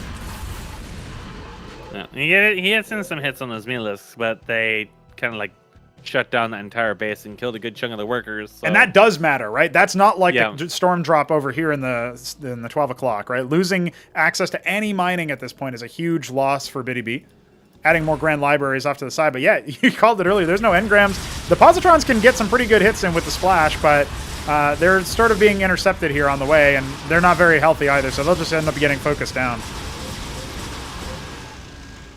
And Warnings are not going to be able to put a stop to this. Some Matrix Siths might have helped, but he's been starved for gas the entire time. There's no caps. He's not harvesting from that ridge in his expansion. The Archon's doing a lot of work, right, to deal with these, to at least stall time for the Bactylisks, but in that time, the mineral line has evaporated, and the Mutas actually get off scot-free. So he might not be able to break this position, but Shambler has done so much economic damage that it doesn't really matter. He's taking a 5th base in the top left. Shambler's units are kind of getting killed unnecessarily here. It's not really a big deal for him, but it's still units that he doesn't really need to lose. So some control weakness here and there. There's yes, definitely exploitable. Yes, it is. Chilling out over there, forgotten. You could posture with that, like I like to do sometimes for mind games. Just stick it next there, and he has to send like 30 Melis over to it, and you just send them on a wild goose chase. Shambler's going to tier 3. I guess he feels kind of the same position I was in. Well, there's so much AoE, I don't really want to commit my Mulus, but I mean, Biddy is not really that hunkered down in the moment. No. You can definitely just keep tickling it in here, getting kills and picking stuff off. Yeah, this attack will surely Taking conclude. that pylon, yeah. Just one more pylon powers 5 of these production structures. One of the I lattices think he goes can down. actually kill this Archon if he really wanted to. Yeah, he can. He's being a little timid about it. Split up or bounce it or whatever, but yeah, just go for the other base. There's a lot of undefended workers here, really. Doesn't need to target the pylon here. He can actually ignore these. Yeah, well, he gets rid of all 3 of them. How about that? No power for the embassy. Now starting to try a little bit of splitting. Letting he realizes, hey, there's nothing else here but the Archon. Yeah, and these units... Oh, man, at the choke didn't even respond this whole time. This is the last of the workers here for Biddy Beat. I feel like he's going down 0-2 pretty quickly here. But he did look a lot better in this matchup, and maybe he can warm up in the next map. Tried to repower his production structures, but obviously we know that's not going to be enough. They're really hell-bent on not attacking the Archon, even though it really can't do too much here. Hey, just stand over his own structure, then you can't reach him. Yeah, he's done quite a bit of damage here. Nothing really to worry about. Making a lot of big men. 5 Just going to brute force down the rest of them. Yeah, there's just nothing here. This is a position where... He had 2,000 minerals at some point, I think. He had a lot. Now he has none. All in the Archons. Yeah, I just feel like if the roles were reversed... This is going to be beefy. There is a lot of big men. Oh, yeah, there are. There are big men coming. Yeah, good luck facing them. 19 military units is going to face like 70 sumo wrestlers just charging down, rolling down a Katamari ball of beef. It's the Zerg undulating. Chads. In fact, there's a 1 in 256 chance for one of these guys to have Chad in their name. Well, I'll just autistically click every single one and tell you. Yeah. Nah, we're going to see whose shoulder is going to be sore after this one. Who's going to rip whose pants? There's some Amaranths over here. I guess that's where all of the minerals went, but obviously those will be torn asunder by the mutas. It's a very strange army. It's a good army. This is what you need in order to break this. Just roll over it and beat. Absolute destruction. No amount of crowd control could prepare you for this. They're so fat. Just rolling in, eating everything. The Archon just smothered in biceps and thighs, sweaty and dripping and oozing. GG. No pizza for Biddy Beat, except for the one that Shambler just cooked him. And that means that there's potentially only one more match. You said it earlier, Mesk, maybe Biddy Beat can't take a game, but at least he did look better in that one. He had the idea to go for the aggressive push. And I think if he had a little bit better unit control in some places, or just followed up with more units in a couple of other places, maybe he would have done something. But back against the wall, he picks infinite velocity. Well, if he doesn't cheese in this, I feel like it's going to be more of the same because, yeah, Shambler is just kind of like, well, he managed to repel the gnats that time, but wasn't able to capitalize on that. Got too aggressive, too thirsty. Shambler losing units here and there. Definitely showing some weakness in multitasking, but otherwise, he just has so much that it ultimately doesn't matter. There's not enough there for BDB to exploit in those games. He's got to get him typing. That's the key. That is the key. Well, let's see if he can do that. It is Infinite Velocity, a map that has been known to be typed on. Is it going to be it? Is this the last game of today's broadcast? Or is Shambler going to falter? The Bronze Zerg once again in the left-hand side of Infinite Velocity. I guess you'd call that the 10 o'clock spawn. And, of course, over here in the 2 o'clock spawn, which is not 3, Biddy B. That is 3. They're both in the 3. My ass is sleepy. Me too, man. Very true. So true. You can't say that. Well, maybe the ref will get him typing, and that'll be enough. Yeah. Biddy B's got a little angel on his shoulder helping him out. Well, look, there's a very fast scribe. You know what that means. I'm expecting proxy engram. He can do it, surely. You never know. He has to be mining gas to do the proxy engram, though. He does, but he doesn't need that for Proxy Warden, which can then turn into Proxy Engram when he harvests gas. Now, the question is, can he dodge the Droleth? And I don't think so. Really playing a long game. No. Yeah.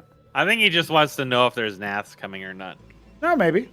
He doesn't want to hard commit in idols or whatever unless Yeah. he really, really has to. He has a gateway coming. Still no gas being mined. You know, what Shambler could do at this point is hard commit into gas. Just enough that it gets scouted. And then when the scribe is gone, you stop. I'm pretty sure I've done that before. I like doing stuff like that, but the problem is you have to hope that your opponent is actually paying attention. And sometimes I play people who aren't, and then it's a wasted mind game. But will it be wasted on the Sim City in these maps is kind of hard to trap your Warrens behind, but I mean, they do have to take it seriously because if it finishes, it's bad. But at the same time, you don't want to overcommit. There is tickling. Shambler is much too intent on the scribe at the moment, but oh yeah, I mean in this position, I think BDB could block off the approach from that geyser into the mineral field with just one pylon if he places it correctly. That could obviously help him out a lot, but it's not going to happen here. So blocked off his scribe from the warden, and and so he's going to have to cancel it. Oh, he doesn't cancel it. It's a disaster. Well, he has a zealot coming. Train wreck. I just missed him. He's responding. He's replying to us live. There's a lot of Zets here. They could just burn down these atlases. This is the main attraction of the map. If you burn down these atlases, then or if they burn down on their own around the 4-minute mark, then suddenly you have a main entrance into your enemy's base. Of course, you can kill it, but I don't think that BDB is going to be there in time. Building a warden. Yeah. Scared for his life. I don't know. He might be able to hold this off, but there are Vorvs, so yeah. I think Shambler's just going to commit to that. Just probably bring all of his workers, just like BF and call it a day. He's actually attacking the Atlas over here on this side. That is not the thing you want to do, my friend. He's got to help Shambler out. No. He just wants the pain to end. He's getting another zealot, but Look, friends. Oh friends. No, it's ensnared. He can't even escape. Oh, never mind. Oh, never mind. He found friends. He did not escape. Oh, the next one's gonna get fucked too. BDB ends up losing in probably the most unfortunate fashion possible. That's why you gotta be wary. You can't just go down burning down the atlases that bar your opponent's way. That way... he was fucked anyways. Well, he was, yes. He didn't cancel. He was fucked. He didn't cancel. He let it in. You know, it's like when you're in a sinking ship. Yeah. And you're sitting in a cabin with nothing but your dick in your hand. And there's water all over the place. You just let it in. Don't even try to plug it. Don't even try to plug it. Couldn't do it. Couldn't handle it. Didn't have the guts. But that's okay. BDB, as he is eliminated... Honestly, the second game was much stronger than I was even potentially going to give him credit for, especially after how the first one ended, where he felt like he was just sort of floundering, had the total wrong unit comp, felt like he was a little bit better off, did make some questionable decisions, and didn't get super proactive in the mid-game, but the early stages looked pretty good, and I feel like that's always the sign that somebody's improving. Like, if I'm not very good at Protoss, but I can do the opening of PVT pretty well, I can make people sweat for it, and maybe I do end up breaking them, but... in the context of going any longer than that, it's just like, well, I guess I better go Star Sovereign. So I understand where BDB is coming from, where if he doesn't end the game in the early stages, which is what you called at the beginning of the series, then he's probably not going to be able to post a result against somebody like the Shambler. Yeah, it's definitely like a game pacing desync for him there. That, I mean, you can kind of see it against me too. It's just I'm a weaker player, so I wasn't really able to exploit it until I just outlasted him.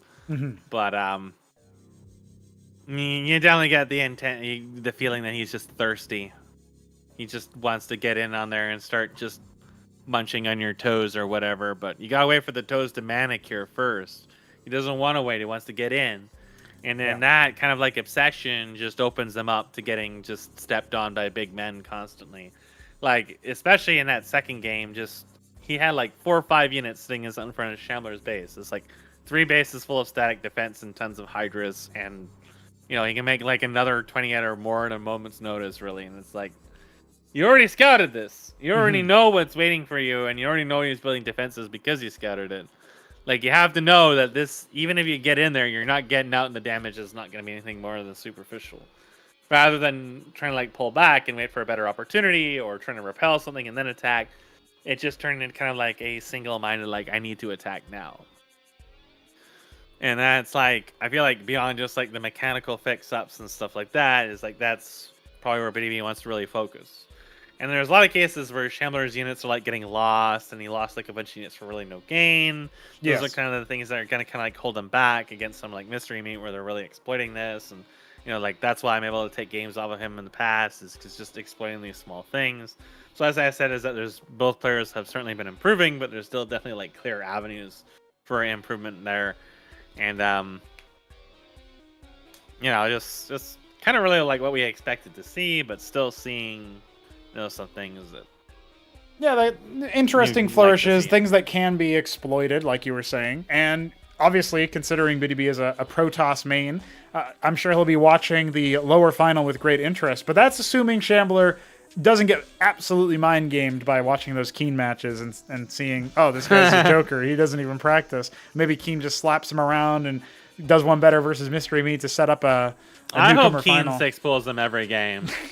I mean, it will be ZVZ, so that could be the quickest series of the whole playoffs, depending on how it goes. It could be a TISM series. Yeah, I think it'll be a TISM series. They both decide to 6-pool the whole way through, so we'll see. We will see. Now, this is going to conclude the broadcast. Guys, if you like this project, you don't know anything about it, Cosmonic Brood War, the most ambitious project you ever seen for StarCraft, probably just for RTSs in general, to be honest, but we leave those hot takes on the Discord server. You can join that, get involved. You can ask me to cheese you to death. I mean, I do all that sort of stuff for free. You don't even have to pay me, but if you want to, you can. And just expect absolute ridiculousness for your first couple games. But when you get into it, when you understand the breadth and the depth and the bread, you can have that bread and enjoy it. And let's get this bread kind of vibe. So it is pretty cool. It's definitely different. We will be back, of course, with the these two matches here, Elimination 3 and lower final, before we go to the grand final. I intend to cast those with Mask whenever time allows in the next couple of days. So keep your eyes peeled for that. And as always, I mean, what do you have to say for us here, Mask? Smoke weed every day. There it is.